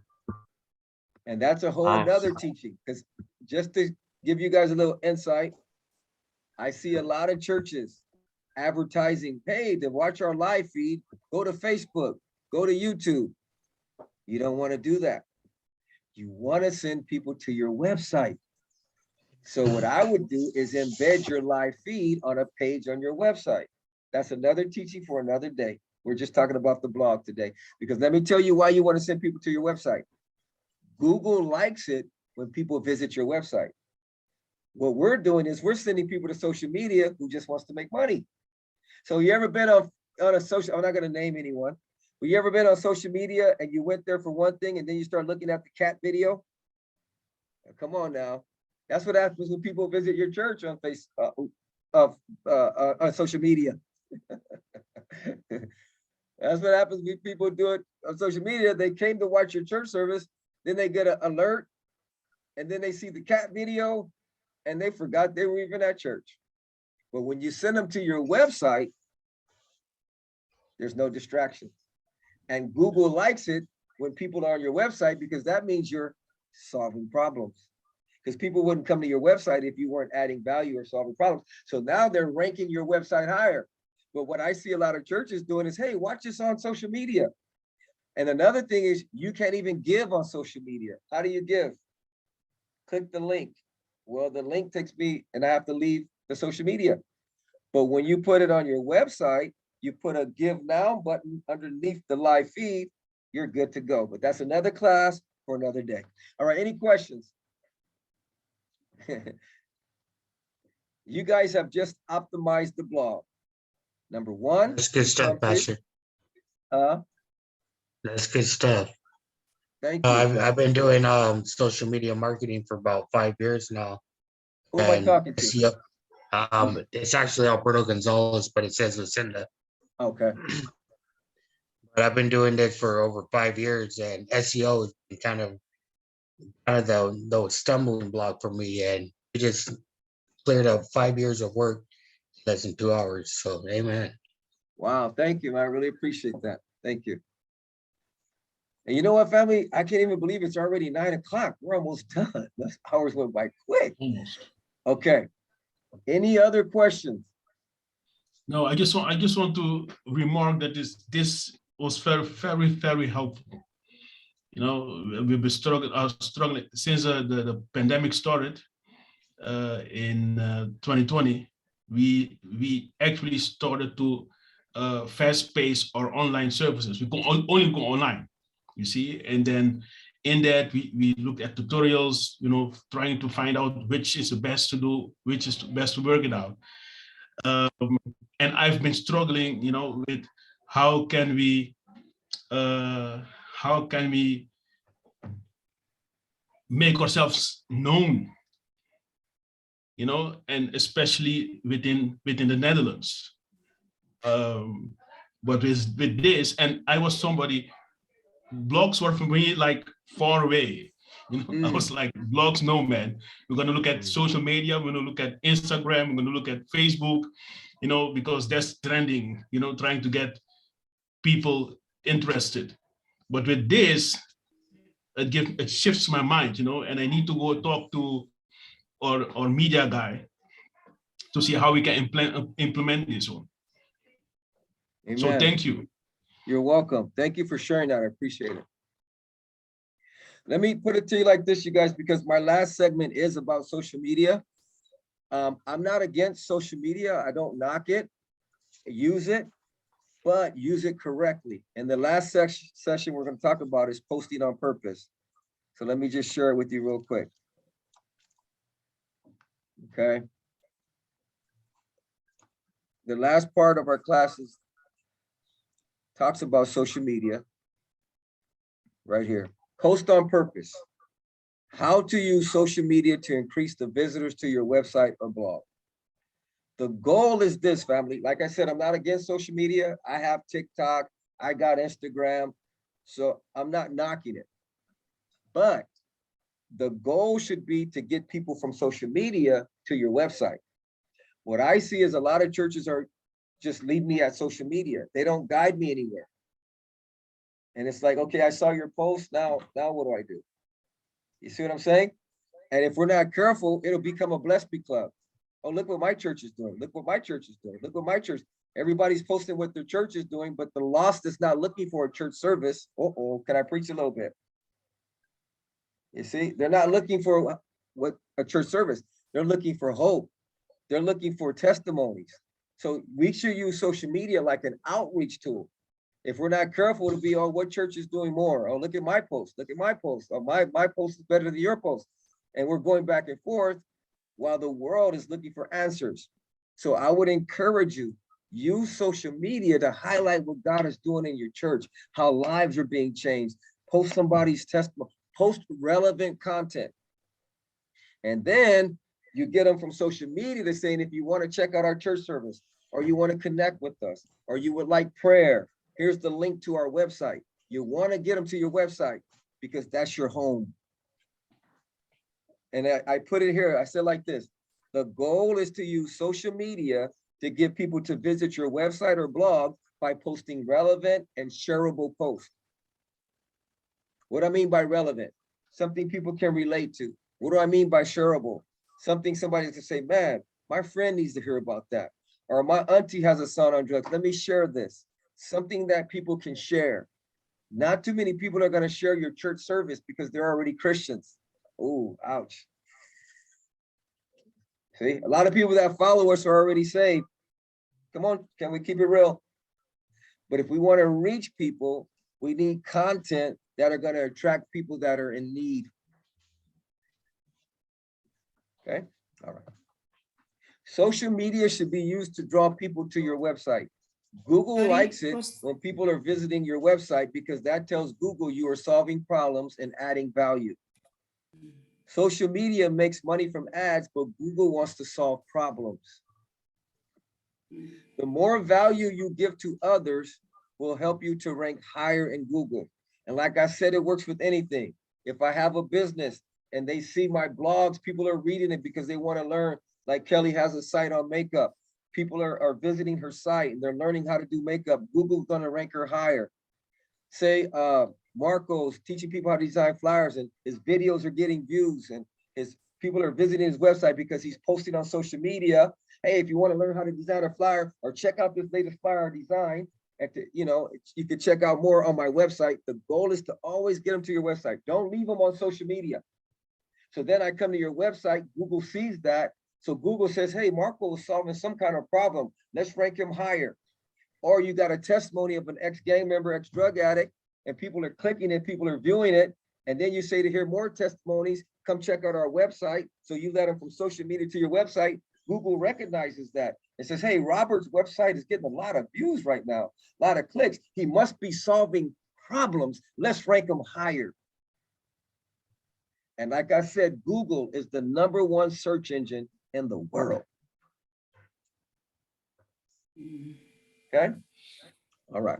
We're almost done. Sorry, family. just a question. Yes. Okay. I was just wondering, it's all good and well to empower us and to teach us how these things are being done, how to do blogs, how to do preaching, evangelism, and all of that out there. So once we are empowered and we are equipped and we are all ready to go, I was just wondering about the accountability, because you see, some people, we might know how to do it, but the content of what we put out there might damage. Say now we do it for our church, but there is no one that you are accountable to that can assess and evaluate to see if your stuff is also tapping in with what the values and the principles and the and what our vision is about. Then they can actually do more damage to the reputation of the institution or the church or the whatever. So I know this is maybe a bit out of the actual topic, but I would just want to say, after we've been equipped, is there a way that you can also guide us? How does accountability work? Yeah, no, that's a very good question. Very good question. Okay. My suggestion is this. If you're doing it for your church, then there must be someone over the social media, or it may be, yourself. I'm speaking to the whole class. It may be you. So then you have control of what goes out, because in order to do it for the church, you got to put your password and all that. So of course, I agree what Sharifa is saying. There needs to be someone monitoring what goes out for your church, but you don't want to bottleneck it. So you could put something on your website, click here to share your testimony, and they email it to you. You screen it, make it free. You can even put pre-made videos of, hey, go to our website, download this video to put on your social media. You see, so give the people the resources. So your media team could make 5 videos and 5 flyers, and you can say, okay, this week we're going to do a week of evangelism. We've uploaded videos to our website. You can go download them to your phone and post 1 a day, Monday through Friday. You already know what they're going to post because you did the video. You already know what they're going to post because you did the flyer. That's for your church. Now, for personal peoples, we have no control over that. People are going to post. So let's get them posting about the church. Let's get them posting about, what God is doing. And you can even provide them for that. You can say, here's a video to post on your social media. Here's a video, a flyer. Now, if they're over the blog, we have no control what they put on their blog, because people are going to post. But I do say you want to monitor your church's blog and your church's website, which I'm pretty sure a lot of you have a leader over that, and it needs to be approved first. And you can't even post to your website or blog without the password. So that's a very good point. I would say who's ever over that ministry, if you want to screen it first, then you do it. But I would dare to say nothing's going to go up unless you put it up, because you have the password to the blog. Okay? Thank you. But I would say this, you guys, if I could encourage you, if you're over the media and it ties into your website or your social media, create content that your church can share.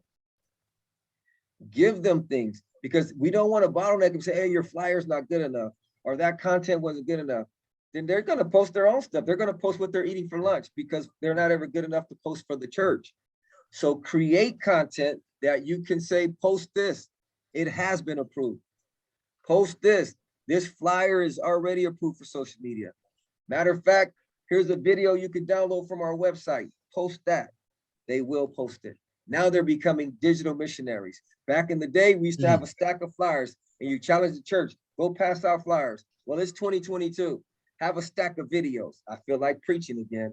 Have a stack of flyers, digital flyers, and say, hey, you guys, you can even have a soul winning week where everybody goes online and evangelizes on their social media, but you provided the content. That'll preach. I had a quick question. Beto. So I'm part of a team. We have a life group in about an hour away from the city our church is in. And would that be something like where we could create our own vlog for that? And it would be I actually was texting with Pastor earlier. We want to kind of I don't know, I guess create some noise in that city online. Would that be something that we would do? Create a vlog, start posting like short testimonies, short. How would we tie that into our church without necessarily being the ones that are running our church website and things like that? Is it Very just good linking it question. like we were going through earlier? Yeah, that's a good question.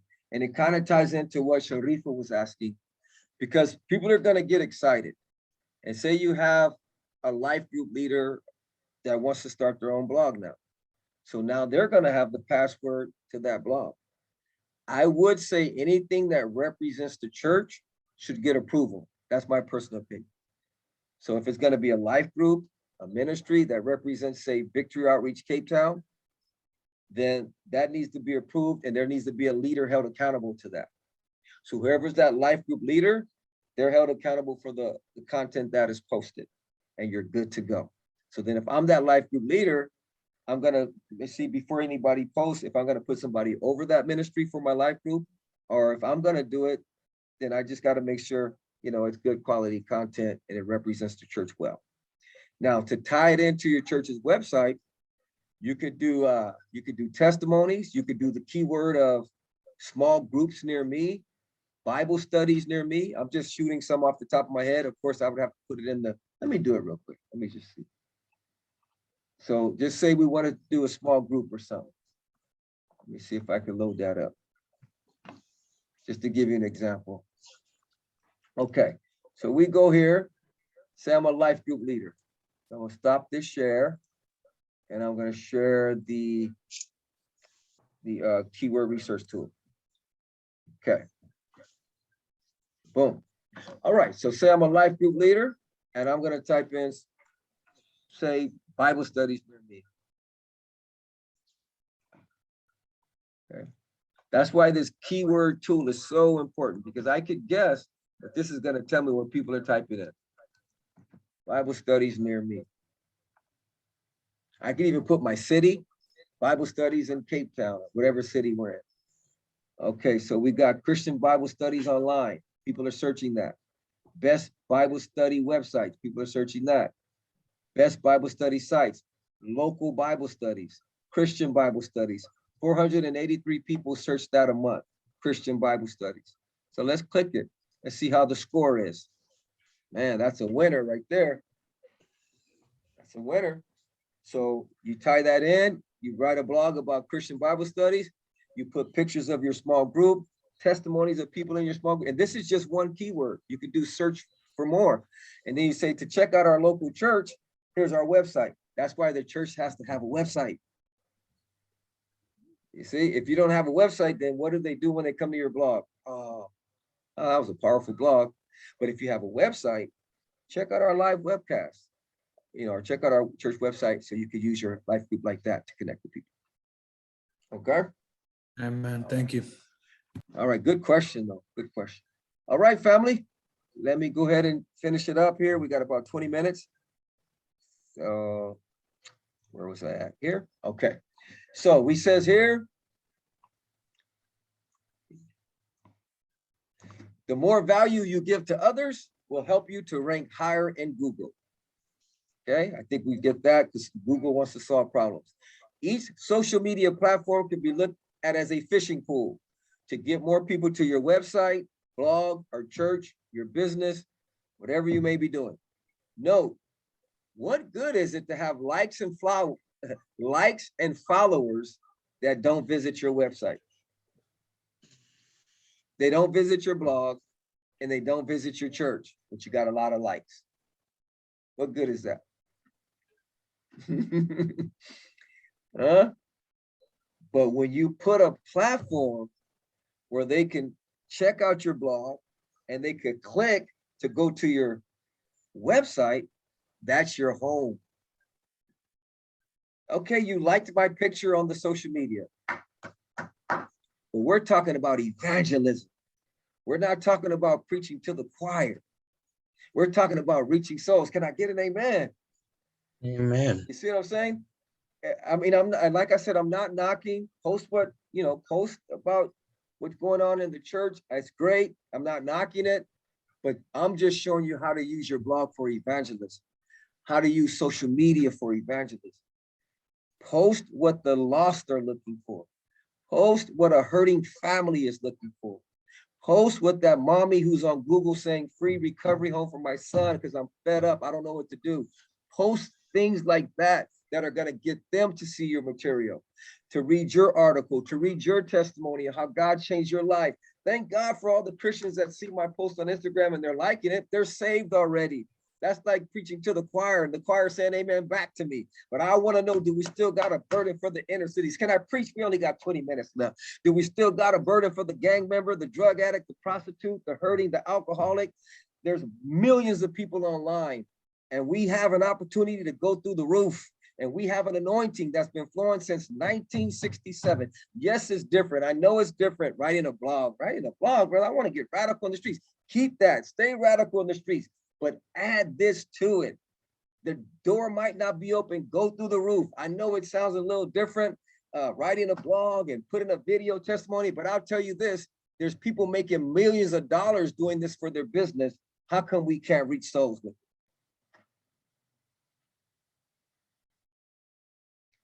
And in Afrikaans, we say, kan die kerk amen say? And that means, can the church say amen? So I know it's a little different, you guys, but there's so much opportunity out there. And I'm not against likes. Like I said, I don't want you guys to think I'm knocking social media. I have social media accounts, but you can also use it as a soul winning tool. Now, does every one of your posts need to be a testimony? No. Does every one of your posts need to be a video of somebody who can change? No, I'm not saying that. Still post what you ate for lunch. Still show yourself on vacation. I'm not hating on you, but we also have an opportunity to reach the lost. And that's all I'm saying. And you can lead them to your church's website because there's people out there that are looking for hope. Okay, any questions? Oh, just something I want to say. Your Afrikaans sounds a bit like our Dutch. I don't know if you know that. Yeah, I heard it comes from Dutch or something like that. Yeah. Yes, like the baby language of Dutch or something, if I'm not mistaken. Yeah, yes, true. Okay. Thank you. All right, family. I think we got. Yeah. Just one more thing, please. Okay. I was thinking, like, okay, I'm gonna go right to the beginning, right? When we had to choose the key word or something. Oh yeah, your audience. Yeah. Yes. So then you have to go into the SEO thing to check out like the amount of whoever the websites and how many people was researching already certain topics and so on. So I was thinking, if you get into that space and you said it's better to target the ones with the lowest score, right? Because it means there's kind of still room for improvement. But I was thinking again, the people with the lowest scores, obviously it means that a lot of people weren't even interested in that particular topic. Hence the fact that they are in the lowest scoring where they are at. But then on the other hand, I was thinking, we very well might make the difference. We come in with the same topic from another angle. The need is still there, but other people just didn't do it. So it's like a bam. The light goes on. This is exactly what people need. And all of a sudden, something that was on a lower ranking scale seems to have thousands of people latching onto that blog or that whatever, because we made the difference. Just another flavor or another. If it makes sense. Now, you just said what you shared right now is powerful. And let me tell you why. There's two things you could take from what you just said. Number one, SEO is all about authority. Google does, like if you guys just wrote your blog today, Google's not going to rank it tomorrow. Google wants you to prove yourself first. So it takes about 3 months. Now, if you and I try to rank for keywords that get a lot of search, there's already people trying to rank for that. And Google doesn't know us, so we're not going to even compete with them. It's called authority. They call it there's a word for it, but your site needs to gain authority. And it takes about 3 months, 6 months, even a year for Google to say, hey, they're worth ranking now. So what I would do is you go for the small, it's called low hanging fruit. You go for the smaller ones and you gain traction in Google. And Google's gonna say, hey, that's only 25 searches, but 5 people are looking at your website. And then you rank it for another one. Now you got 10 people looking at your website. If you try to go for 300, you're not gonna get any because there's already a lot of people searching for that, trying to rank for that keyword, and you don't have enough authority. So gain your authority starting small. Okay, the second thing that's powerful about what you said is not many people are ranking their websites for free drug treatment center.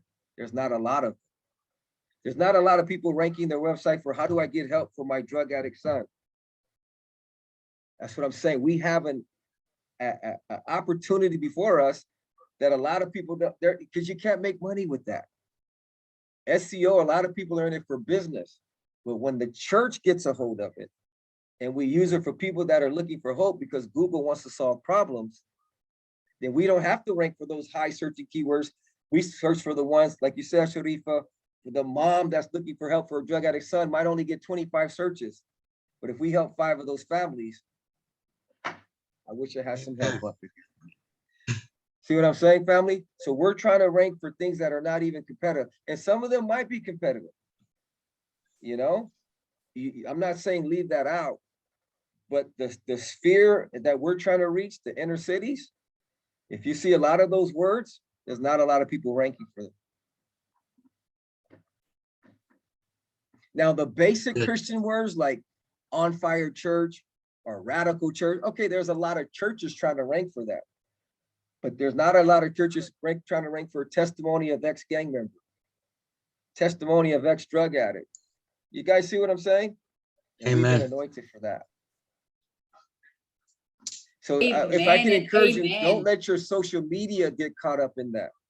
Trying to rank for what other churches are doing. We've been anointed to reach the inner cities. When is the last time you've seen a testimony on social media? When's the last time you've seen a live street rally? When's the last time you've seen a rap concert on a social media? So if I could just encourage this church, let's not get caught up in, well, this church is posting that and this church is posting that. Let's not preach to the choir. And I'm talking about using our blog for evangelism. I'm not against, like I said, posting other stuff, but this particular class is how you could use it for evangelism. And we've been anointed to reach the inner cities of the world. All right, family, time for questions and answers, then we'll wrap it up. Any questions? And remember, it works for your church, works for your business, it works for your ministry. See, if you're trying to build a business online, you give value to the people. And like I said, if it's graphic design, makeup artists, selling shoes, I can make videos on how to make nice flyers.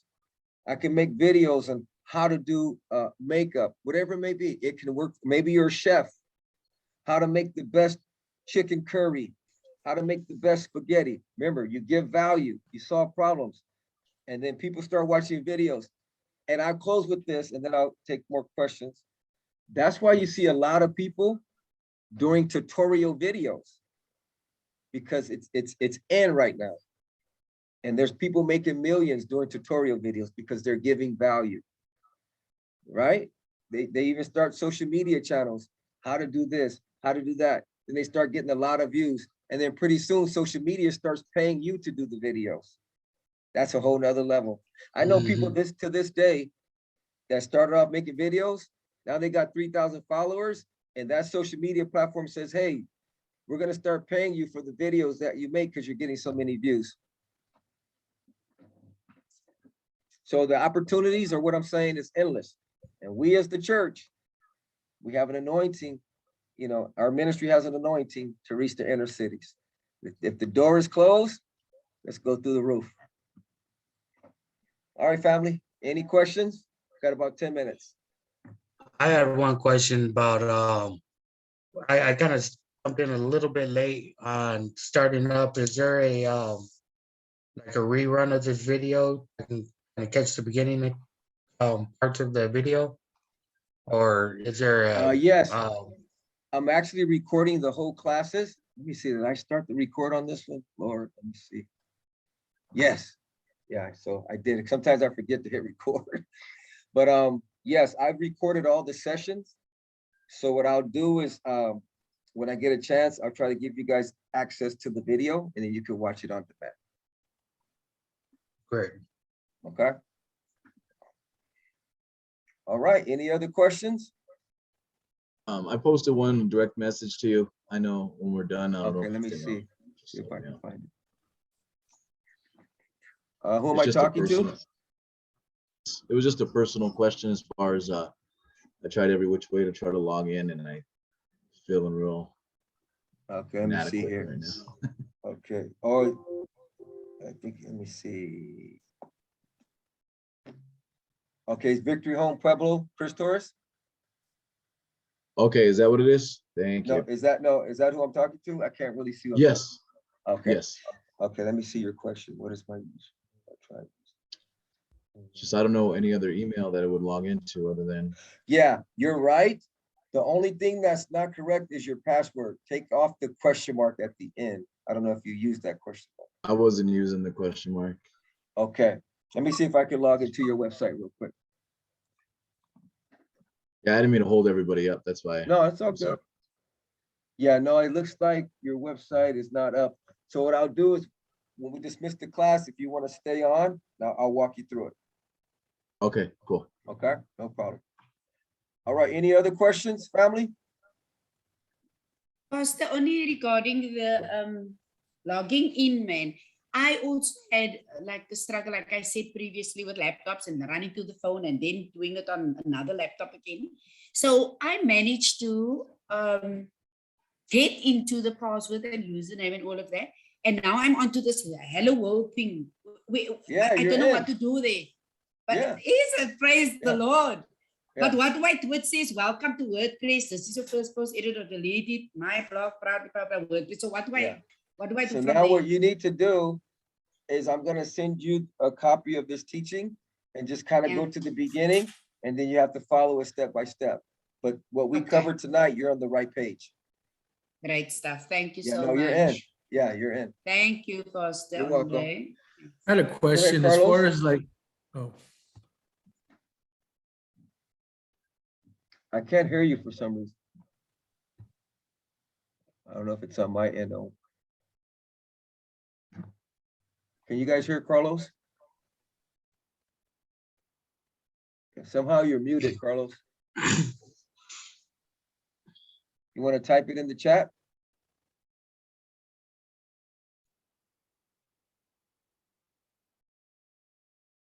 Can you hear me now? I had to go to my phone. Okay. So in the beginning of this class, you had asked us to log in or do some certain steps, and I missed that. What was that? Okay, let me go back real quick. Let me see. What I could do, you guys, is for those of you that maybe were having problems logging in, logging out, I'm gonna dismiss the class. Then I'll stay back for about another 30 minutes just to kind of help you guys through that process. Okay? Because some of you guys, your phones were cutting in and out. That's no problem. I'll stay back. So Carlos, and then I think Chris will work on it when the class is dismissed. Okay. All right. Any other questions? yeah, I had a question as far as starting blog. You said that WordPress would be the place to go. Like if we wanted to initiate, start a fresh blog. Yeah, I would recommend WordPress. Yeah. Okay. Or the access I gave you guys, the blog I created for you, is actually on WordPress. So if you want to build from that blog, you can. Or if you want to start one for your church, let me know. I could probably set up something from a different name. If you don't want it to be your personal name, just let me know. I can set up one for your church too. Okay. Okay. Or if you have a business, because my goal is, you know, I want to provide the resources for you guys. And I also want you guys to take from this and build a successful business, build a successful ministry. Let's reach some families out there. And I'm just giving you tools, and I want you to take it to another level. Be creative, think of videos, think of posts. How can you be creative? But as long as you do those 12 things in your post, you're good. Google wants that. Okay? Anything else? I'm so sorry if it seems like I'm asking too much or saying too much. I just wanted to know, Pastor Andre, in my personal profession, I'm a registered social worker, right? So, but I work in a field where we work with children that has been sexually abused, right? So, but what I find is that because of my interaction with some people, they are actually referring other people to me because people come to my office and specifically ask for me. But in the meantime, my scope of practice is not to work outside of working with children that has been sexually abused. You understand? So I'm sitting with people that's whoever coming to me based word by mouth that this is a good social worker, she's helping us and whatever. So what I've been thinking in terms of this whole blog thing, you know, people and my profession is working with let me say dysfunctional for a lack of a better word, with dysfunctional families, dysfunctional things going on in communities and in homes.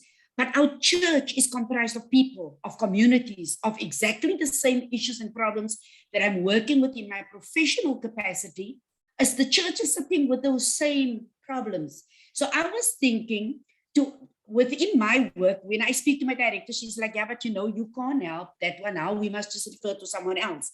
Even though I would very much love to have helped them as well. So if a person do something like this, I think the scope to reach more people without having to report to a director is so much better, but also in terms of linking it to church, because God is about people, ministry is about people. My profession is about people and helping and assisting and empowering them. So I'm wondering if a person can't link the actual social work advice together with the ministry, but doing a blog like this, kind of, amalgamating or joining the two. I'd say that's the goal, because as we learn it, right, you guys are learning some good stuff. And not to just say this, but SEO is, people pay a lot of money to learn SEO. I'm just gonna say it. They pay a lot of money to learn this, and they're building successful businesses. They're building a lot of things online. But wouldn't it be cool if we could teach people in our church this? And then, like you said, Sharifa, they use their social media to lead people to our church's website. Imagine your congregation of 100 people, and everybody gets on board and starts evangelizing on their social media. Now, I'm not saying every post has to be an evangelistic post, but what I'm saying is what Sharifa is, what I believe she's referring to is, imagine if we used our platforms to connect people to our church's website, our church's live webcast. And it could be any arena. It could be social worker, it could be how to get fit, how to cook, life group, evangelism, music ministry. There's no limit. You see? And then we can even challenge our church to become digital missionaries, because social media is a mission field. Amen. And if we post stuff that the social media is looking for, but we got to give them somewhere to come. It's like this. And I'll close with this. We got 2 minutes. I look at social media like a crusade. You get a lot of people, you get a big audience. Remember back in the day, you do crusades, 5,000 people show up to the crusade or the drama or whatever we had. But the challenge is how many comes to church on that next Sunday? Can I hear an amen? Amen. Right? Oh, We got a lot of people at the crusade, and the crusade's rocking. That's social media. We got a lot of followers, a lot of likes. But the goal is to get them from the crusade to church. So look at it like this. Online, social media is like a crusade, but your website is your church. So if you can do crusades on social media, yeah, do it. Get radical. Do what you got to do.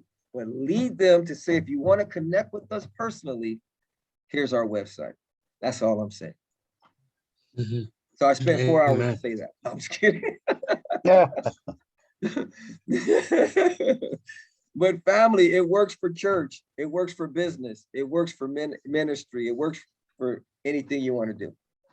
Okay. All right, family. It is 10 o'clock South Africa time. Don't forget your homework.